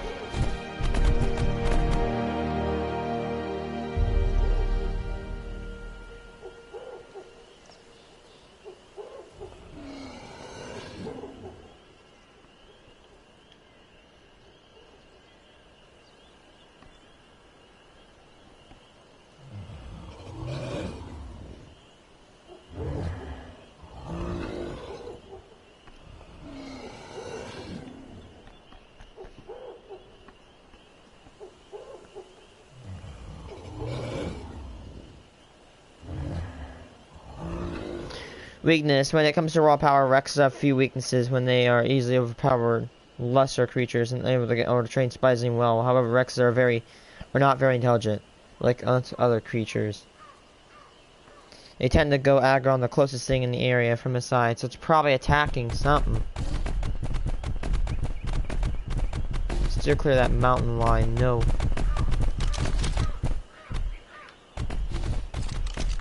Because as long as that damn Rex is still up there attacking things, it poses at least a small amount of a threat to my operations here. So, reasonably, to eliminate, quote unquote, eliminate this threat, we need to, well, eliminate it and destroy it. Therefore, it cannot pose any threats to my operation. And I said one more time, therefore, must terminate the target.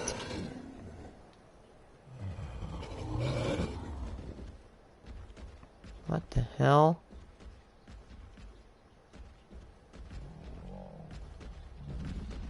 Something just died. Something ran down the mountain. Another thing just died.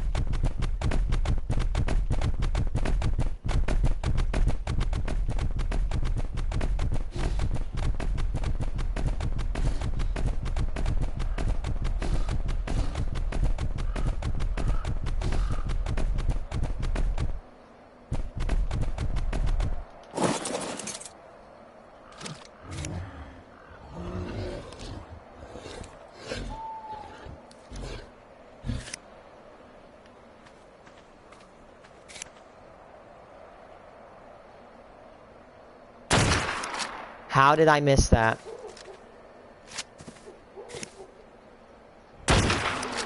Didn't miss that one.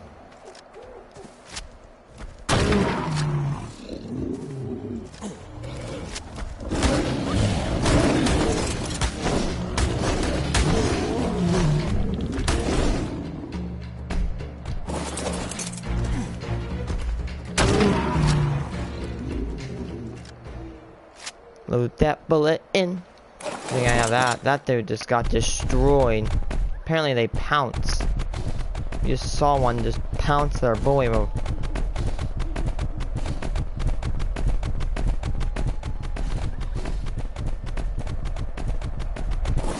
know what? I'm gonna go up here on foot. That way, because I'm faster than my boy over here.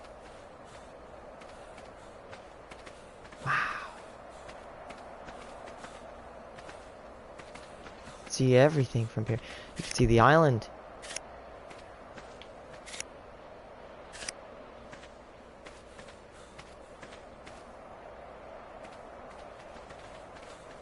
Feels so odd.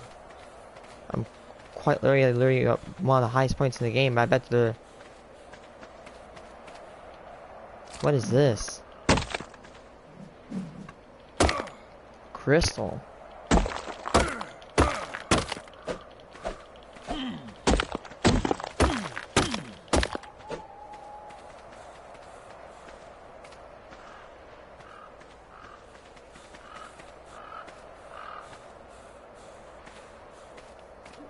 Like, do you see that? There's something right over there.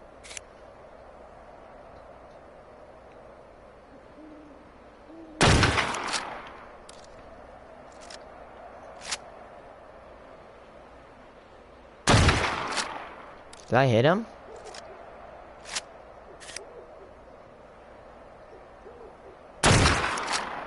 I don't think I can hit him at this range. I think the rifle's just kind of quote-unquote useless.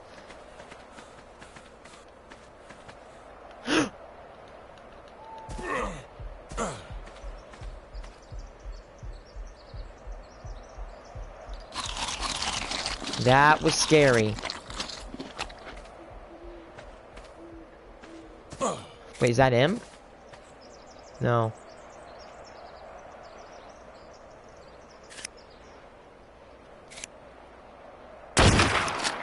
I hit him. There we go, he's dead. I don't know if it's 100% friendly. But hey. Kinda, you know, if it flies, kill it.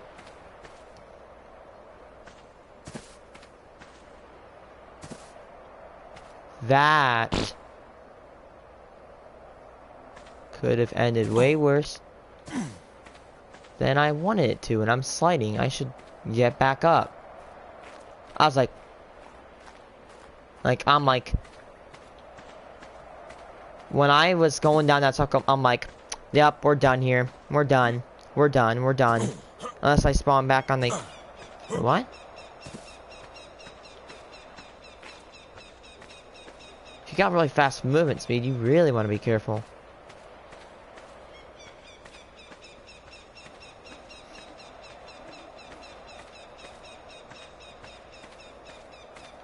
I can get... I don't see that T-Rex that I was wanting to kill.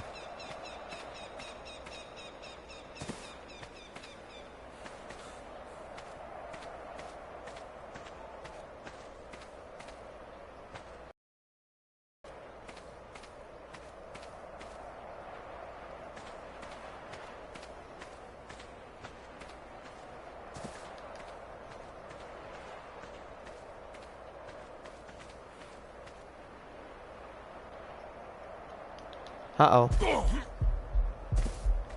How am I surviving? I shouldn't be living right now. In fact, you know what I should be doing? Getting the hell off this mountain. That way I don't kill myself. Death by Rayce A Abbott. He carried a rifle bravely in his hand. How did he die? He fell off a damn mountain. You know, let's get that asshole real quick. Come on, don't go behind the rocks. Face your fate.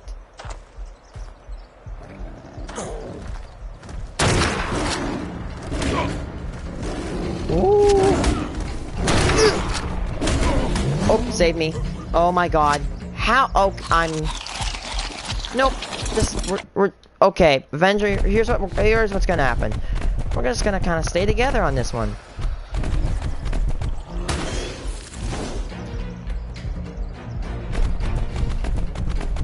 Ooh, knock you off the freaking face of this mountain. Come on, homie, let's go. You and me. I hope you die from fall damage.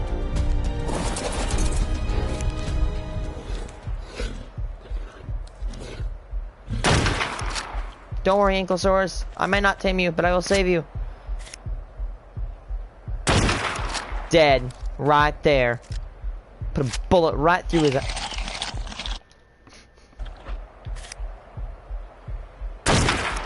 Oh, he's mad. He's mad. He's mad. And he's dead.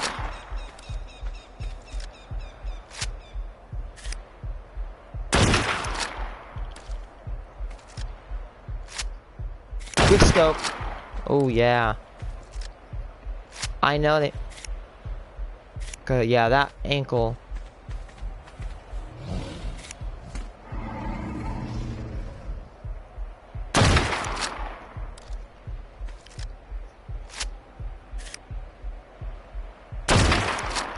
Got a hit.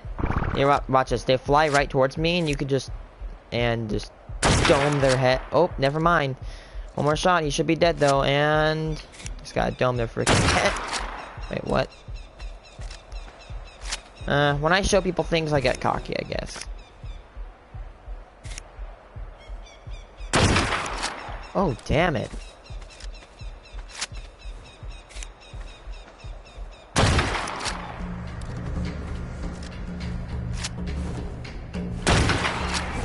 Uh-oh, you're mad. Uh-oh, he's going. Bye-bye.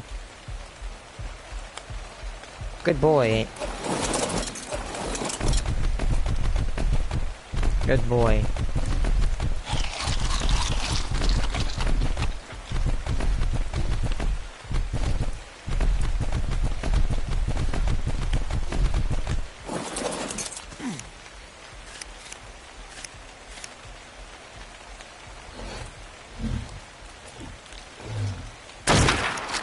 Imagine if we hit that. That'd be so nice.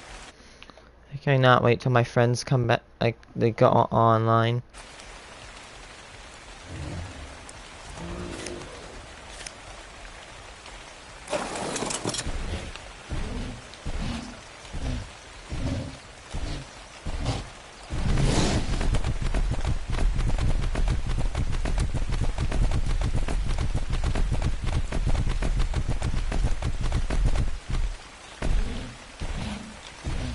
this rifle's pretty powerful. I think it's like the biggest hit damage thing in the game. The sniper rifle's not as powerful as what I hear. Oh no, please don't kill my dino. I'm not talking about you, Carno. I was talking about the fall damage.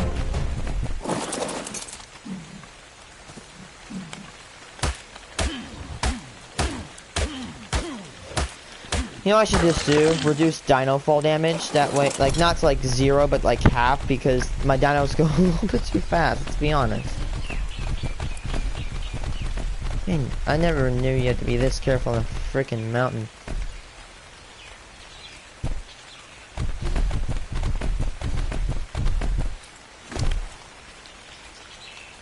Ooh, talons.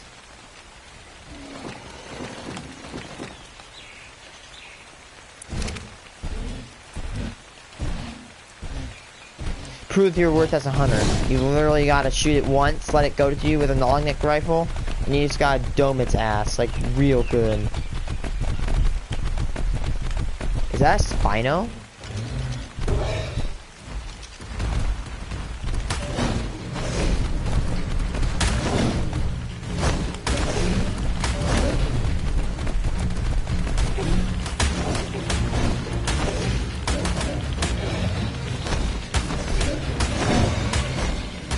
No, you don't.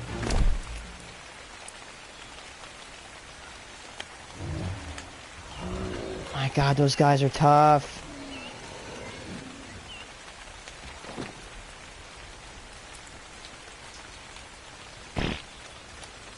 We need to get Avenger back to his home.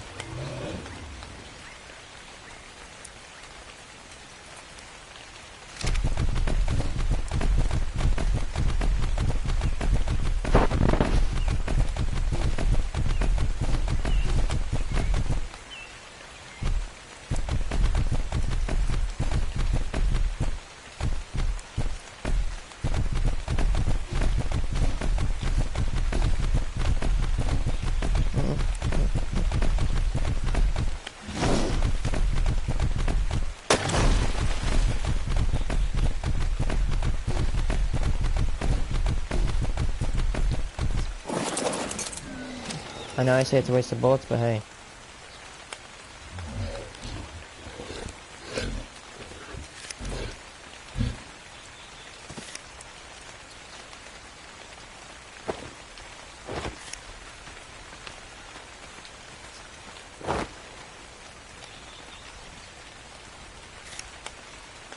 Oh, he laid an egg.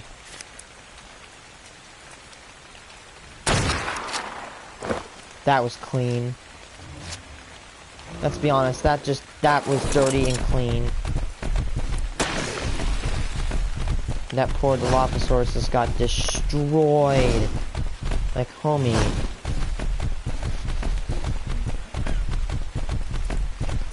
I should really start increasing my dude's carry weight. You know, would I rather get between point A and B faster, or would I rather carry more load?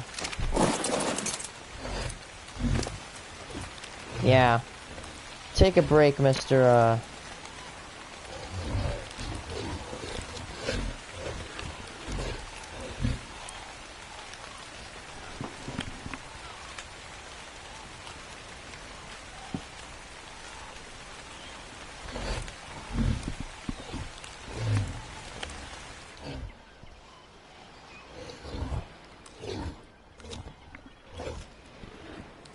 Just trying to heal.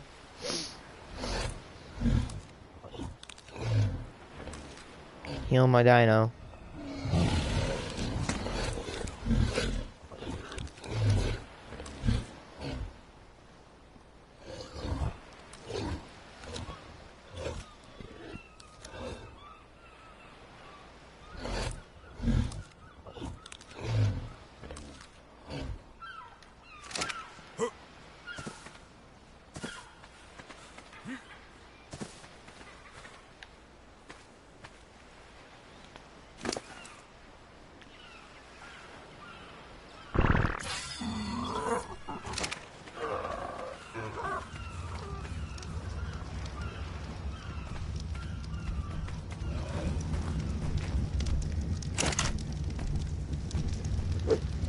So there's no more metal in it.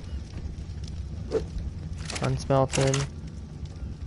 And unsmelted.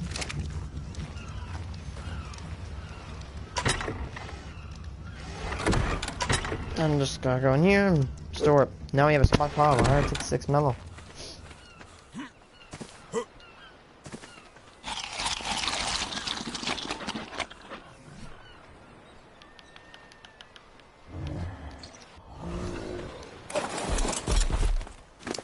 Hey, let's put some weight points onto you. Huh, plus 10 pounds, not bad.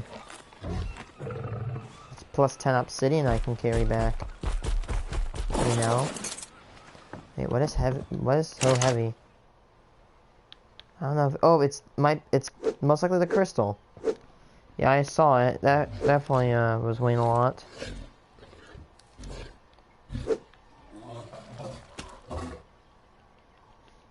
Let me put the crossbow away.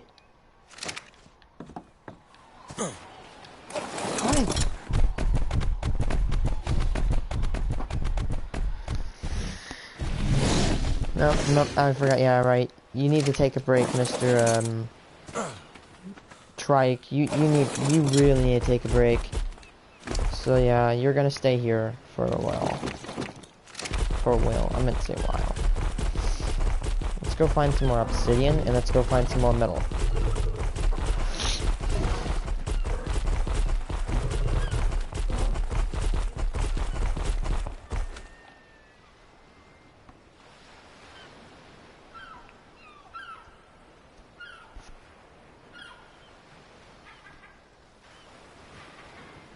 But yeah, we were at the stop sign at this point, and he came outside, and he just starts going stupid. And, yeah, I mean, you kind of understand him, like, reacting negatively, but reacting in the way that he did, maybe not. So, he did raise his voice, and then he starts, like, cussing at us and talking to us some type of way. So, you know, I didn't take that very well, because my temper, it tends not to be very well under control sometimes, and that becomes pretty problematic. I used to be very bad about this. I've gotten better as I've become an adult, so I was 11 and couldn't control my temper very well. So, you know, this random grown man walks out on his porch and starts screaming and cussing at us, and then he makes the random claim that we threw peaches at his truck, which, you know, if you throw a fruit at somebody's truck, it's going to leave marks. Not only is it going to leave dents, it might leave a scratch, but it's also going to leave something like juice, or it's going to leave some skin on the side of the truck, fruits explode, something behind beyond just the dirt. Well, when he got to his truck and we look over there, of course, there's nothing on the truck, because his truck is like 25 feet away from us. It's on the other side of the truck. We're not even close to his truck. Keep in mind, on the other side of the truck. We're not even really that close to him. We're on the other side.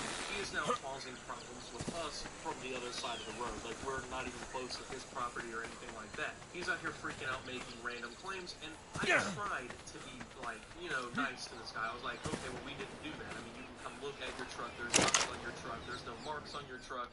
Fruit leaves marks on the truck. So, we're just out here playing around. We haven't hit any cars. You can look up and down the road. We haven't done anything. So, I don't know what I was trying to do.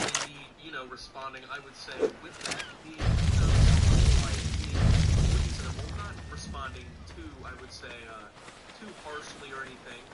Apparently was just, like, the worst response to give this guy, so he freaked out, and he becomes irate and marches down the stairs, and at this point, I thought he was actually gonna, like, confront us in the street, so that would have been pretty cool, you know, a grown man trying to attack a group of children in the street over something like this.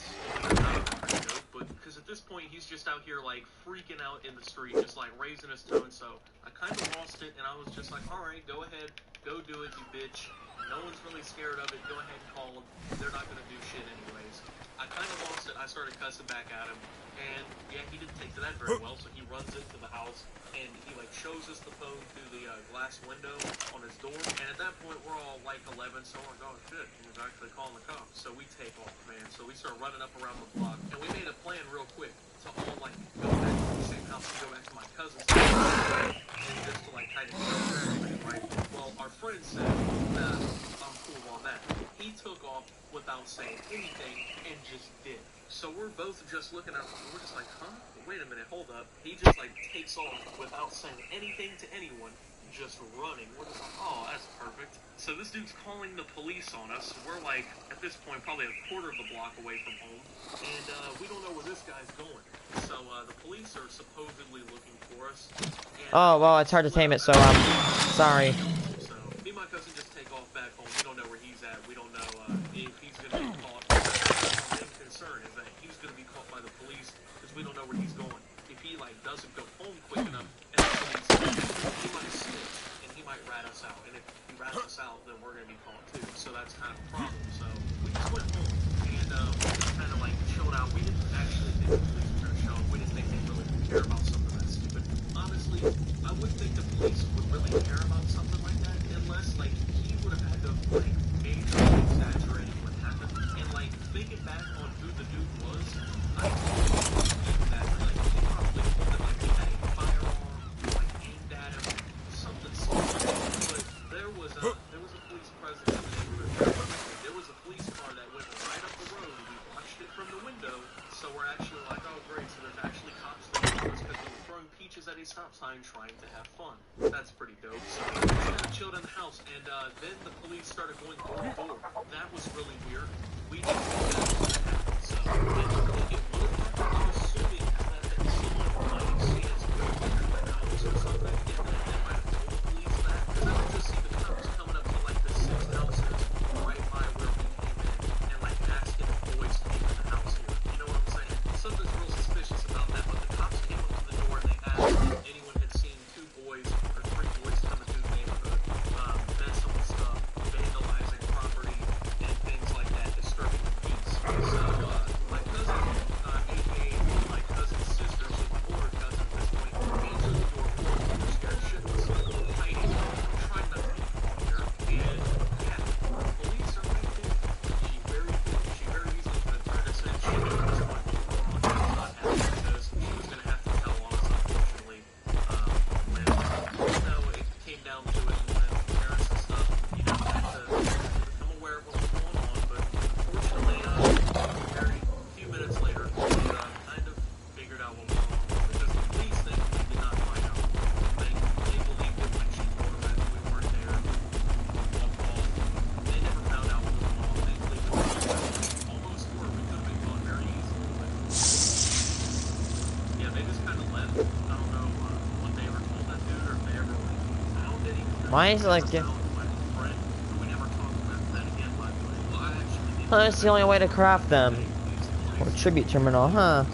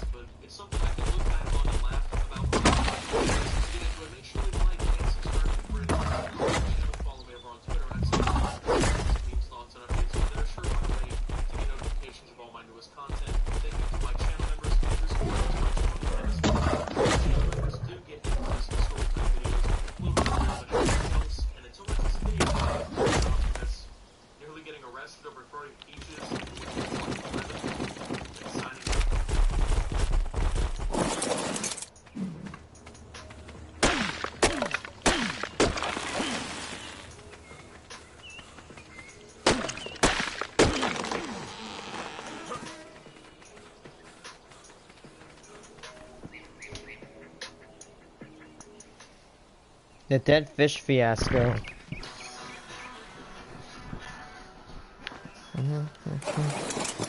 I'm not saying the time I started a Nerf core, what am I saying?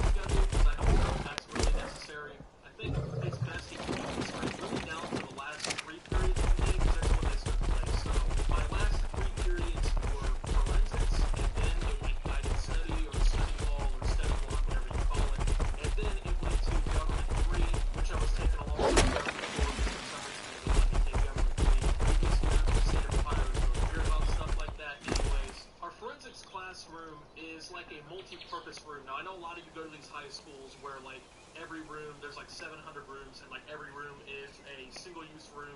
Like the forensics room is just a forensics room. It's got everything it needs, but no, that's not how my school was. The forensics room was basically like a biology room, where you could also teach like environmental science, and you could also teach like Probably more where that came from. if you really needed to. So, with that being said, that's where my forensics class took place, and since there was a biology class out there, they had this whole one side of the room that had these animals and stuff. One of them was a tank that had a lizard in it. Then there was a tank that had these goldfish in it.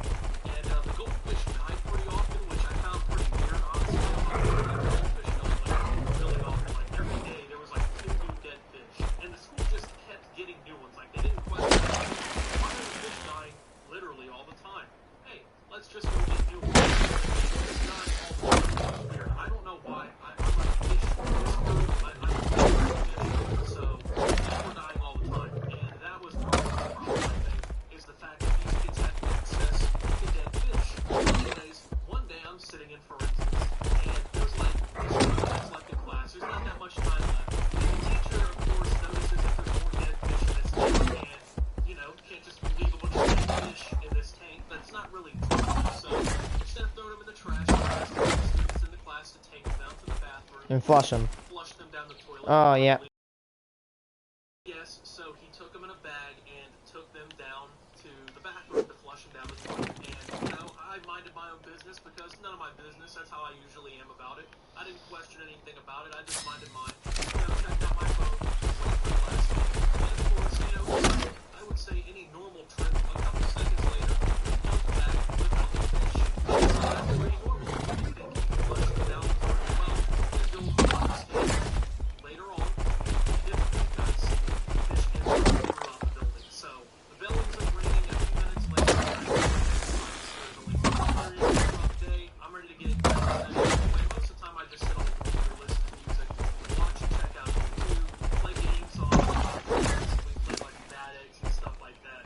I used to do some online classes and stuff like that as well to get college credit and stuff like that, but that's pretty much all we did in guided study, man. There wasn't much studying in guided study, if you know what I mean. So that class was nothing, man. And you know, I hop on my phone pretty much all the time. That's all I really did.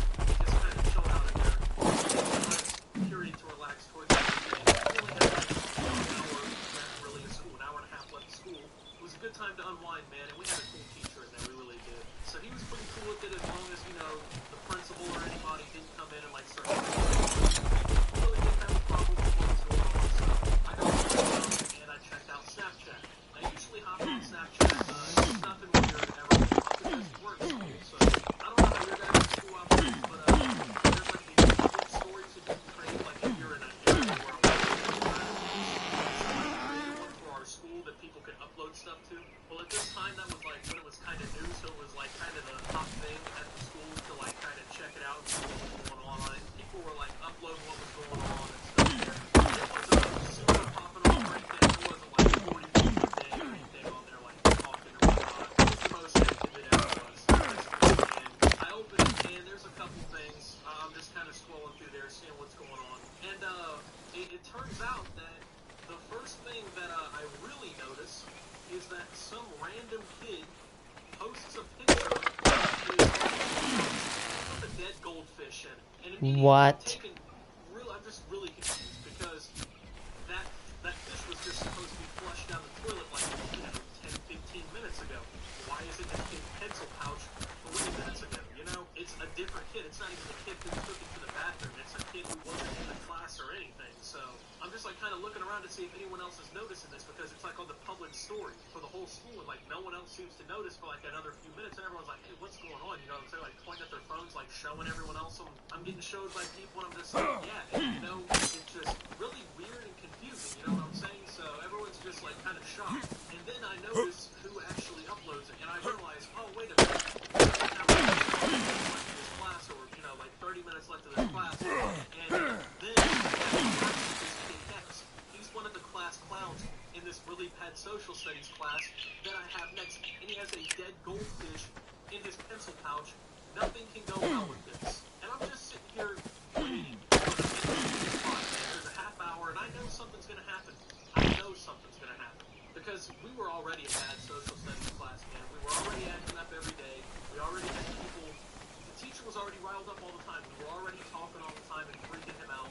We had one of the kids with dead goldfish in his pencil pouch. There was Ooh. nothing good coming from this. I was sticking by. The whole school was becoming aware of it. I was surprised, like, none of the faculty ever became aware of it. So eventually it becomes time for me to go to this class, and I'm not gonna lie, like I'm walking down the hall, man, and I'm like preparing myself for what's about to go down. I'm mentally preparing myself for what's about to happen in this classroom. Because You can shoot while on a parachute? That is badass. with this fish and with the teacher and with Yeah, I knew it's consumable. I have no problem with it being consumable. what's about to happen. The kid's gonna get hit with the fish, the teacher's gonna get hit with the fish, he's gonna eat the fish is hitting the wall. I don't know. All I know is something bad is about to happen, and I'm not snitching. So I walk in this class, and the thing is I sit like, I don't know, maybe 5 or 6. I sat like 3 rows to his left, but I also sat like 2 seats ahead of him. So I sat a far bit behind him. And I'm thinking about the other stories where I sat like 2 seats behind him, but that was because of all of our other actions and stuff where he put on what class clowns like right in front of his desk. But yeah, this time, that didn't. So I know this dude has a dead fish, and I'm just confused. And I asked him, like, what are you doing? Like, how did you get that? Why did you get that? You know, because it's honestly, I'm just confused on why you would want it. You know what I'm saying? Why would you want a dead fish in the pencil pouch? Apparently what happened was when that kid left our class to take the fish to the bathroom, he went in there, and this kid was already in the bathroom. He was like, you know, pissed. When this kid went to flush it down the toilet, apparently something happened. Kind of went off where he like just gave him the fish. I don't necessarily know why that happened. He said that he didn't necessarily ask for the fish, but he just kind of was given the fish and told to keep it, and he just did.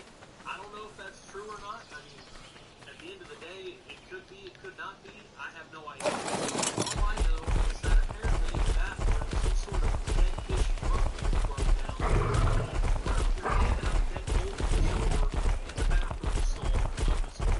So this kid walks out the bathroom with a dead goldfish in his pocket, takes it back to class, and stuffs it in his pencil pouch. This is when it happens. The teacher is looking up at the presentation, and all of a sudden I see something orange go whizzing through the air. Poor fish. I'm no.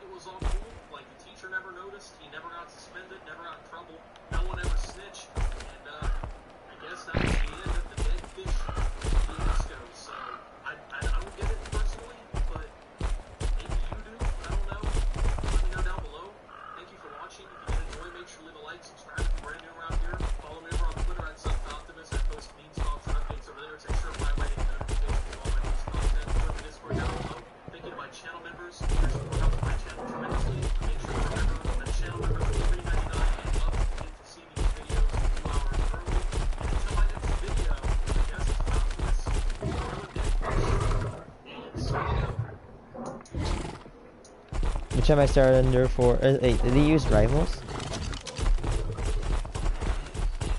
Sorry guys, How do you play tactics? Hello everybody, welcome back to another video, and today I'm going to do a story time, because I haven't done one here in a little bit, so this one, I'm not going to lie, it's kind of embarrassing, so I don't know exactly what was going through my head. I was a kid, man. You know, kids, we make a lot of bad decisions when we're kids, and this was definitely one of them, and, you know, I kind of regret it, but I kind of don't, because, you know, it formed who I was as a man today. And, you know, sometimes you gotta do something really stupid and just ignorant to just, you know, really kind of look back on as an adult and just be like, man, you know, who was I? What kind of monster was I? Yeah, so this is that story about the time that, I started and, formed and ran a, Nerf Street game as a child. I'm not even joking. So, when I was a kid, man, this has been, let's see, 2019, it's probably been 10 years ago. I would figure that I was old enough to know. I was about 9 years old. I would figure I was old enough to know. I guess I wasn't, or something's wrong and I don't know. I had some friends in the neighborhood, man. I grew up with some good guys, and we played with Nerf guns. I'm assuming a lot of other dudes that are watching this video, you know what I'm talking about. We grew up playing with Nerf guns and stuff. We rode around on bikes and stuff in the neighborhood, you know, shot basketballs and stuff. I would assume typical boy stuff, then again it's 2019. I can't really say that that's typical boy stuff anymore. That might be something that upsets a lot of people watching this video. So, back in 2009, that was all typical boy stuff. You know, you went outside and played, we had a good old winter time, and the funny thing is there's video evidence of this stuff on youtube.com/Fox and Convits, aka this channel, to this day. I don't know if it's public, thank God. But, yeah, we just kind of hung out, and we unfortunately had the idea one day.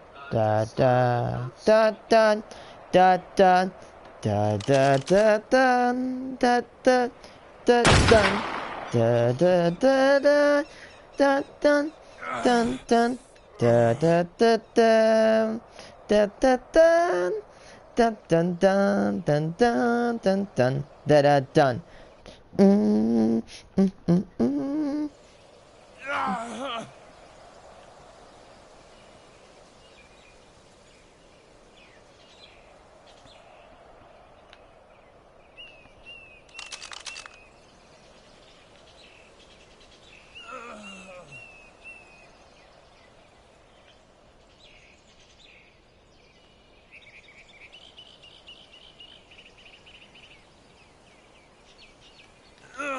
Oh shit.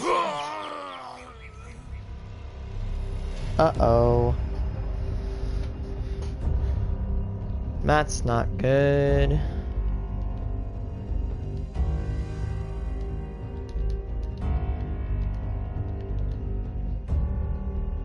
No, I didn't.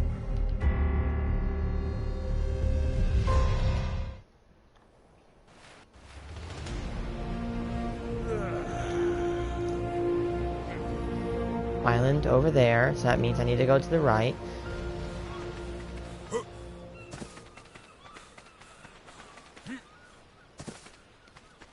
I go to the right there. Yeah, correct. Okay, you know, hey, you learn when you use your stuff. And if you're on a parachute, do not press X, because you just saw what happens. Can even fathom that idea. So, most of the time when we were playing with Nerf guns, we pretended to be like soldiers in war. I'm assuming that's also mostly what other boys pretended to do as well. You know, pretend to be in like war, and you know, you're shooting down enemies and stuff. But for some reason, I don't know, I was just like, hey, you guys want to start a gang? And we're all like, well, yeah, I guess we'll start a gang. And I guess being 9 years old, and I guess I'm thinking at the age of 9, like now I'm 19, I'm thinking at 9-year-olds now, and I'm like, there's no way that any 9-year-old I know would be like, I don't think that, right? But I'm assuming maybe they would, or maybe I was just stupid, I don't know. But obviously most street gangs don't use Nerf guns, or maybe they do now, who knows? I'm behind on the times, but basically one day we all just kind of came together, and we were just like, what are we going to call this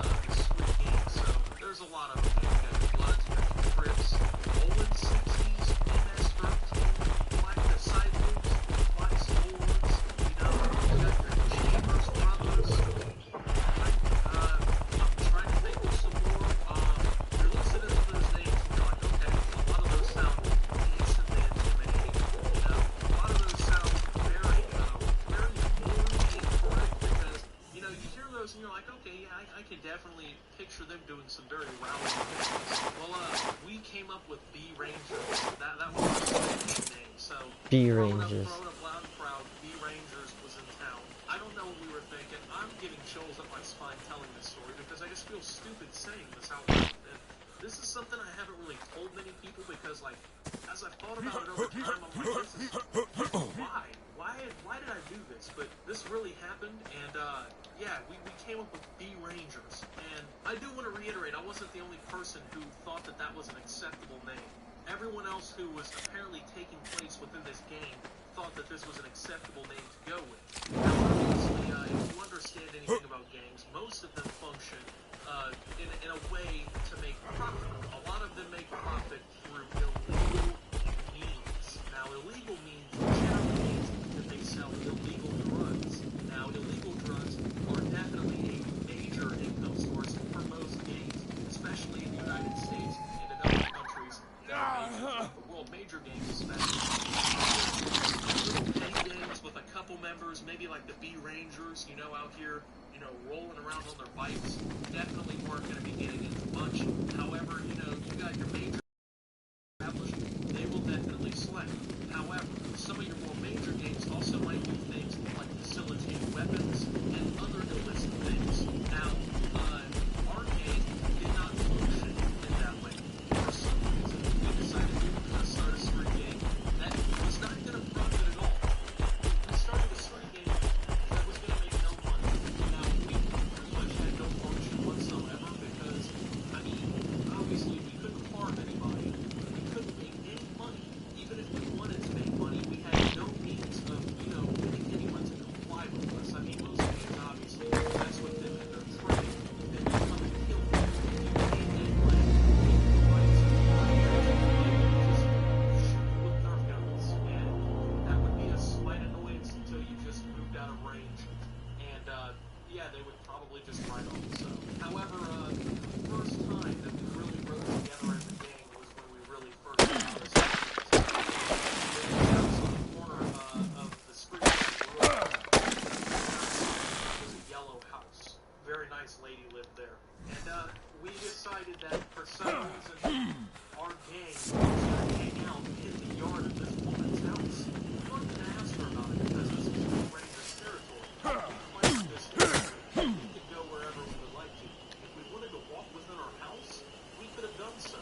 And the thing is we always stayed friends. We always stayed friends because you never know when a rival Nerf gang is going to roll up and start like, you know, what are you going to do all the games? Nerf gangsters from the block over ride to all their homies and start sweating. You know? And so, with that being said, we was in the yard, and we were just chilling out there. We were just like doing anything, just throwing a ball. We were just shooting our Nerf guns at each other, and she didn't seem to care for some reason. There was a bunch of children just like in my yard without permission, probably destroying my property. I probably would at least ask them what they're doing. I would like call for confrontation in the scene, especially if it's a violent street game like the Rangers. I'm assuming she didn't work. Well, anyway, we then decided that we were going to not just go into the yard that was kind of close to the street. We were getting closer to the house that was the driveway, which, you know, that's, I think the driveway is different here.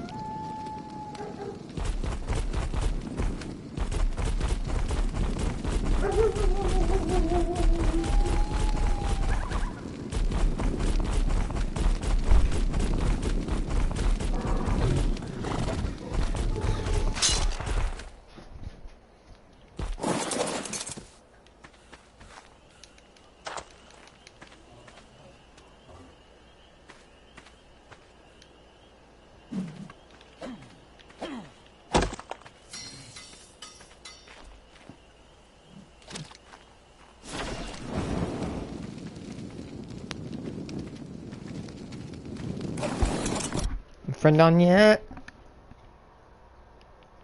I swear to God, if my friend says play Minecraft, I'm going to flip.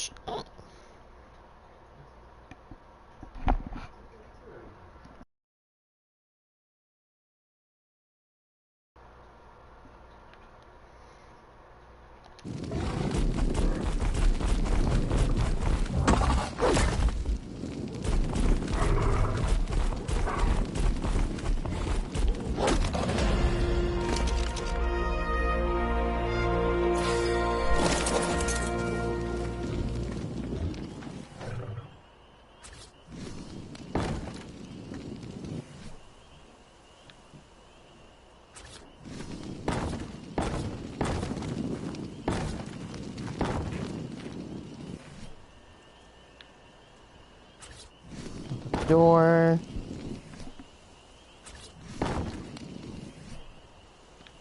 So it's not gonna be like a big fort.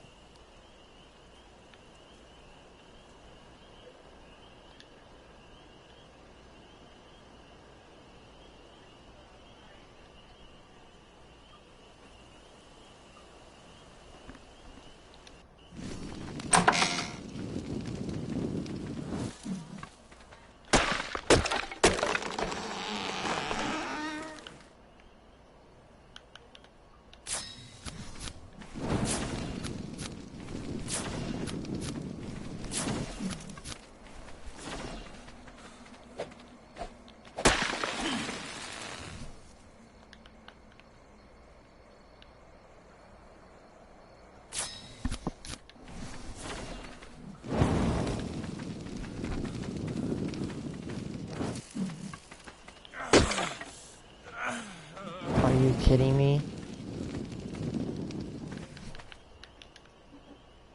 What's it called? Where is it? Get the foundation, get the fences out.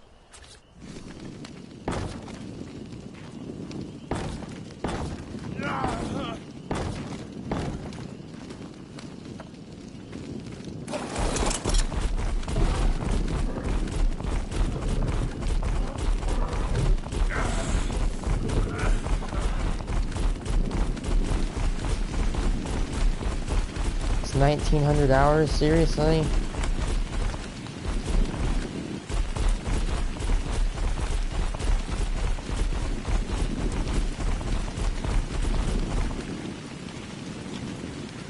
Oh, it's raining.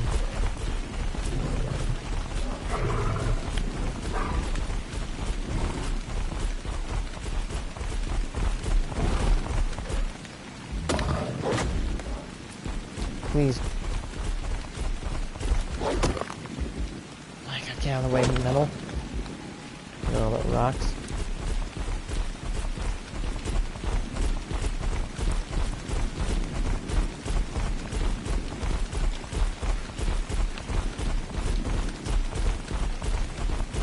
Obsidian is just right there.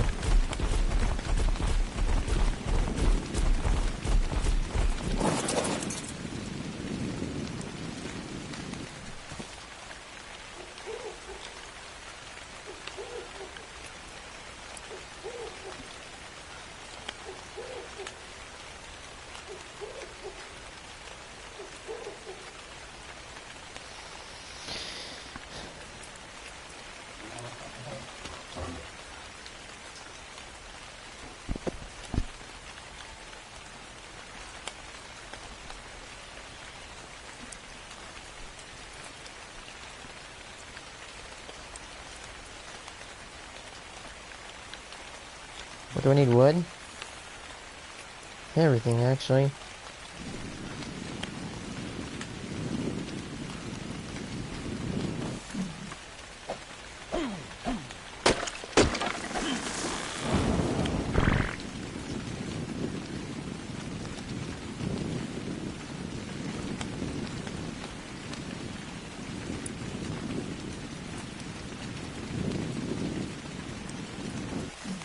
Is there any other plant besides like grass up here and trees?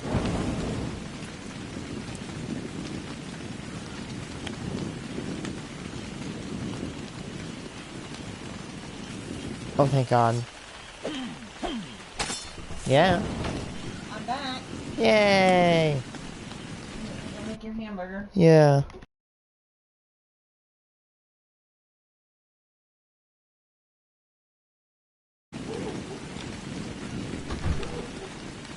Okay, where's my cash?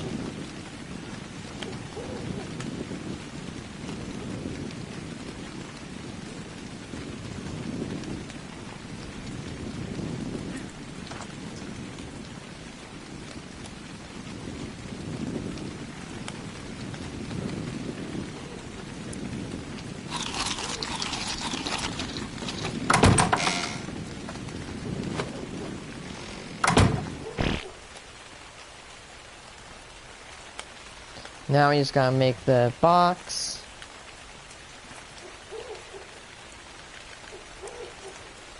And Next storage box.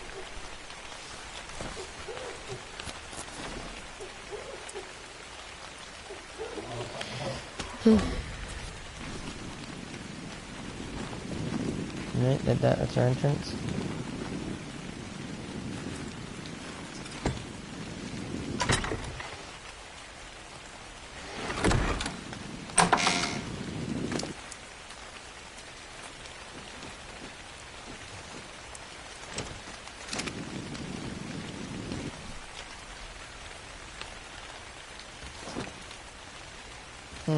Oh, there's the other metal.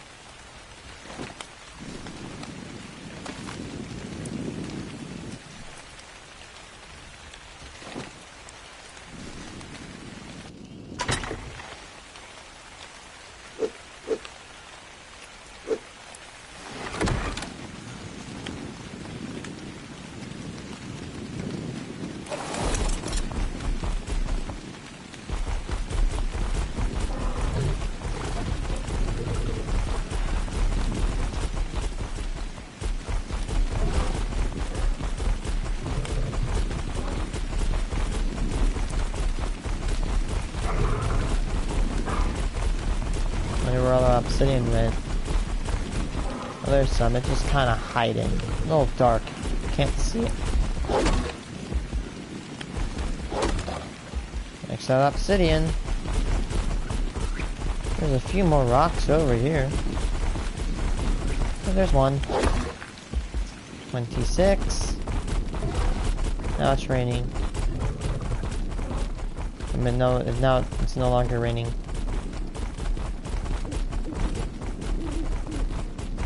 Dang, where is the...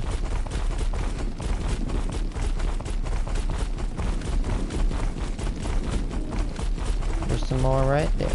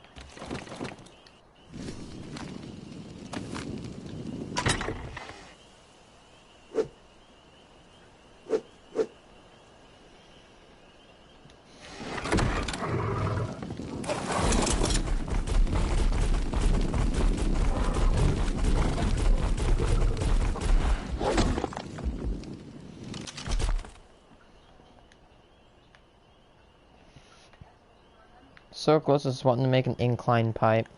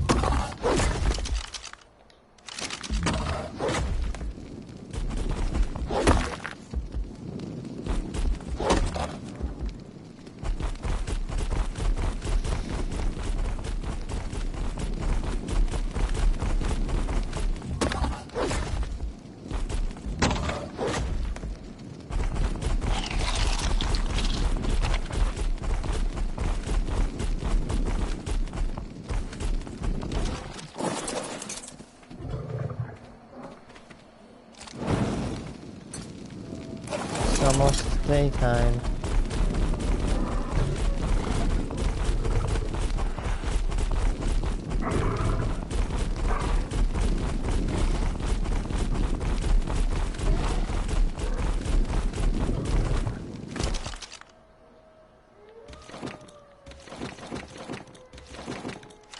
Starts targeting the nodes. Yeah, so let's go down here a little bit, start targeting all the golden nodes. Bring them up to the cache, and one day we can get a dinosaur with a lot of weight, maybe even the Brontosaurus. That's mostly unlikely. And you know, start transporting it down. Yeah, 59 mil.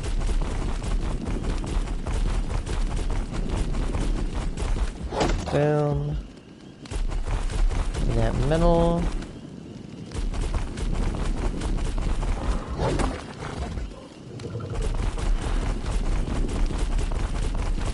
And yeah, unsurprisingly, not even surprisingly, like this dude gets a lot of metal. More metal than I've ever freaking seen. Yeah, just go here, knock that rock out. Just keep finding more of these golden nodes and just start going crazy. Hey. I love how I load into 76 because I'm trying to join my friend, and as soon as I join in, I'm at White Spring Station because I was like following my friend around. And as soon as I spawn in, there's a bunch of kids that sound like they're in their early 20s, going like, "Guys, look, it's broke," and trying to make me cry, saying my forest camo jumpsuit is from the Atomic Shop. I didn't even fucking like say a word, just because I thought it was funny. I thought it was funny. I'm hysterical with those kinds of things. God, And those so- guys are assholes, dude. They and literally they all sound like they're in their early 20s, and they all have no life. And they're like, "Look at this, bro." Meanwhile, this guy with the Secret Service jetpack, level 326. look at this dude. Hold on. Here, I don't know if you know this, but I'm certified translation of douchebag. Here, he's not. I don't think you understand what he's trying to say. Here, I'll translate it. Hey, dude, look at this. It's a dude that has a life and does more than play Fallout 76 for 3,000 hours a day. Look at me. I play more than 24 hours Rayce, every week. I'm a level 81. Haha, look at me. I'm a level... You have a Just life. for their clarification, I am a level 81 because I don't spend every day... I know what was going on in your head. Oh, you're shooting at me. Oh, jeez, I'm so scared. I have pacifist on because I don't give a shit about kids like this. I don't care if it's like, oh, you're worse if you have pacifist. Oh, No, I don't care. Do not give a shit. I don't give a crap because PvP is broken. Like, I've literally... PvP is broken and assholes like that just abuse it. Uh-huh. Like, look, me and official, me, well, like 50 at the time, and him level like 120. We both were fighting this kid, and we both got destroyed, and he was level 20. That's how broken What PvP. did he have? I have no idea, but I shot him with my Gatling laser over and over and over and over and over. He would not freaking die. I swear to God, this dude was using like cheats or something. And I hate to be the person that's like, oh, he's hacking. Oh, like, no, that's a level 20. You're a level 50. Like, that he's does not make hacking. sense. What if I told you, I have approximately 985 metal and 163 obsidian. Poggers. Like ore.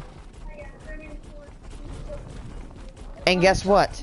Hey, There's Rayce, more on the way. That is that jumpsuit from the Atomic Shop. That's like the cutest insult I've ever heard. That's like saying Like, your mom is that's ugly. funny. Like, bruh, it's just. That's like saying your mom is ugly in 2021 to a couple of middle schoolers. Like, oh my God, you said my mom's ugly? Honestly, Oh, it's like jeez. I just hate assholes like that. They don't have a life. They don't have I they don't never have even talk to spouses. people like that. I don't even let a word pass my lips. I never talk just because I always like to keep my thoughts to myself. Yeah, that's good. I don't blame you for that. Like, they have no goddamn life whatsoever. They rely on making fun of they're children. All at least level like 200 something. I'm not saying that you're bad. Like, nobody's tough if they pick on you or me, because we're just like literally like I might be a high schooler and I might be on my third out of fourth year in. And then when I cannibalized a couple of readers because I use cannibal because, well, it's a good perk. I don't want to waste my actual food. They say, "Ew, look at this sick fuck. He's a cannibal." Since when did I say I cared? Like, he's a sick. It's a fucking video game. Oh, and I just fucking fell through the map. Oh, I'm back. Like, it's a video game. Who gives a damn? They're obviously trying to find How every many of them reason were to there? make me cry. Oh, there was like 3 of them, and and then there was this one guy, like Fluffy Bread, who was actually being logical, and he saw me with my mutant's explosive 50 cal. I hadn't fired it though, and I just traded with him because he wanted to see what it was, and he said, "Oh yeah, that's a decent 50 cal." Especially with the new update where mutants for each mutation you get 5% more damage. It's become very good. Okay, you want to know really good? And then he says that's terrible. And then he says I have an anti-armor explosive. Yes. On what? On what? On what? Yeah, probably a explosive. freaking pipe rifle. Oh yeah. The final word is way better because it's armor penetration. Those guys are another name for cats, if you know what I'm talking about. Honestly, they suck. Like, since Like, I have never seen somebody by the so way- triggered in Fallout, and they're like, "Look at this, bro!" As soon as I spawn in, What before I can is even that? see anything. Oh my god. Because hey, Rayce, I'm not level 500 with full modded Secret Service Yeah, you and don't- a legacy yeah, and a Secret Service you're not- jetpack. Dude, I'm broke. Dude, it's sad. Yeah, but you I'm don't broke. play the game 24/7 and like not hang out with your family. Like, honestly. The Dude. reason they probably have that much progress is because they sound like they're in their 20s and they probably have no life and waste their paychecks getting You want to hear really? PlayStation You want to hear really? Pornhub subscription. You really want to hear something true? You want to know? You want to know something true? Instill me with knowledge, Rayce Abbott. You know what? If one of them fought you like one-on-one in real life, they'd get their stupid ass kicked. You want to know why? They're weak and they travel in a pack. I'm not saying anybody who travels in a pack is weak, but those little scruffy assholes like that, they have to travel into a pack because if one of them fights another person IRL, they'll get their ass kicked. So they rely on jumping people, like literally catching them off surprise. Hey, Rayce! I got my forest camo jumpsuit code. It's from the Atomic Shop. Oh I'm my pretty god! sure it's not from the Atomic Shop, is my it? hope! Oh, my hope! It's been crushed. Oh no! It's actually an extremely rare outfit that isn't from the Atomic Shop. Guys, I'm suffering from depression. Somebody Rayce, call. I have gotten stage 4 cancer and depression from that insult. I will be dying soon. I got so Yeah, there you go. Go insulted start by those GoFundMe, Daddy. bullies. Let's go. Come on, let's go. Come on, let's make Go. GoFundMe. Yeah. $10,000. Person with the, I'm sorry, what but do they- fake In all person with honesty, depression. What do they, I'm not saying everybody who has depression is what did they think was fake. gonna happen? Because I'm sure the reason they probably did that was because most people probably break and flip out on them. I always keep silent in any game I can talk, just because I don't give a shit. I'm a person that gets amused and gets hysterical from stuff like that. Yeah, they literally. If I turned on my mic, they hear me just hysterically laughing. I'm never the kid who's just like, "Oh yeah, you want to say that?" Bruh. No, I just laugh. They're a bunch of scruffy little asshats, dude. They can't do Oh yeah, shit. if Max was with me, he would he would turn them into the closest thing I think we can get to strawberry jelly Or a pink without the paste. strawberries. Yeah. Honestly though, Max his build is disgusting. It just chews through anything. You know what you His would friend like in on full Horizon Zero Dawn? XO1, Max just used final word on his friend in full modded XO1. Death. Just death. Yeah, those people, like, let's just say if they were a That's just gang, sad. they'd have to Oh, rely and upon mind jumping you, people. all of them are wearing Secret Service jetpacks on their actual armor and wearing Secret Service power armor T65. I have this. Knowing. Okay, listen. You know, yes, that's proved me something. Oh, They have absolutely no fucking life. like, dude. Okay, I get you like games. Like, do you play like a different selection? Like, do you like go like from Minecraft to Ark to Horizon Zero Dawn like within the He span of a probably month? cries when he's forced to play Fallout 4 because it doesn't have internet, so he can bully small children. Like, dude, I swear to God, like, why do people like? Rayce, ew, you're a cannibal in a video game. Ew, you're a cannibal in a video game. Come on, I'm fighting 4 hyenas at once. Please go away. Hey Rayce, yes, I'm disgusting because I'm a cannibal in a video game. I'm gonna head back to White Springs Station and see if those fucking like wastes of oxygen are still there. like really, saying that 50 cal is dog shit, and What's the saying stats? is my forced camo jumpsuit from the atomic shop. I'm suffering from very bad depression. I need antidepressants, please. I need to go fund me. Like, what do they think is gonna happen? I honestly want to go ask, what do you think's gonna happen when you say that stuff to people? Like, I honestly want to know, because I do not know what they think is gonna happen. I killed an Argentavis. Let's go.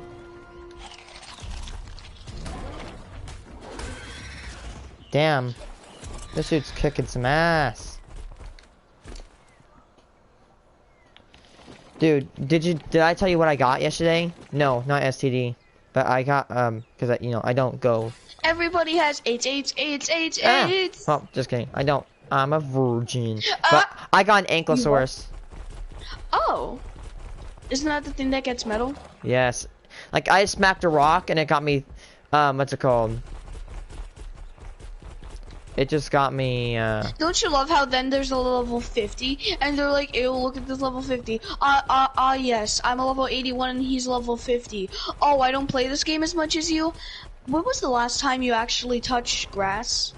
yeah. Oh, Rayce. Like, They're have probably you ever living heard paycheck of to paycheck in their mom's basement, and the only money they spend besides PS Plus is, you know dude, what I let's think? just say, let's compare our income. Premium. My what's it called? My paycheck, yeah, my paycheck is a 6-inch PVC pipe, like wide-inch PVC pipe. Your income is a goddamn piece of hair. Let's compare it. Don't you love, like, hey Rayce, what do you think they thought was gonna happen? Probably me break down in tears and say, oh, you're so mean. Oh. Like, I honestly want to know what they thought was gonna happen when they called people a quote broke. A broke. Yeah, that's the new term flying around, friend. Oh, broke. Oh, that's fun. My dog's neighbors are outside. That's what their Or my necks are neighbor's gonna be if dogs. I ever find them. Don't you love how My God. whenever they do this to somebody, they're gonna break down in tears and Oh. they got reported for harassment? What if I told you that I was just looking at like 6 metal nodes in one frame? Rayce, Every time I smack just it with turned my table Ankylosaurus, I with think I my get like nut. 50. Don't you love how I'm just casually playing 76 and then these guys are just fucking breathing down their mic? Okay, I'm looking at a book here. Oh yeah, I found the species. Homo juicebagius. The Homo juicebagius will try to pick on other people. You're a fucking idiot, go die. I just found a guy that's level 2,164. What in the goddamn? Oh my God! It's like it's like that it's like Snake or like no not it's a Snake or Slither I'm sorry I'm uncultured. It's like when you see like a tiny snake and then it's like the biggest mother effer on the map. You know that thing from We'll Be Right Back? Oh my God, Max saw his friend Finpole doing a trade. He backed away because Max respects people. And then he got out his PerSnap Deluxe camera, Right. took a picture of them, and then sent it to them on PlayStation. Do you see it? Yeah.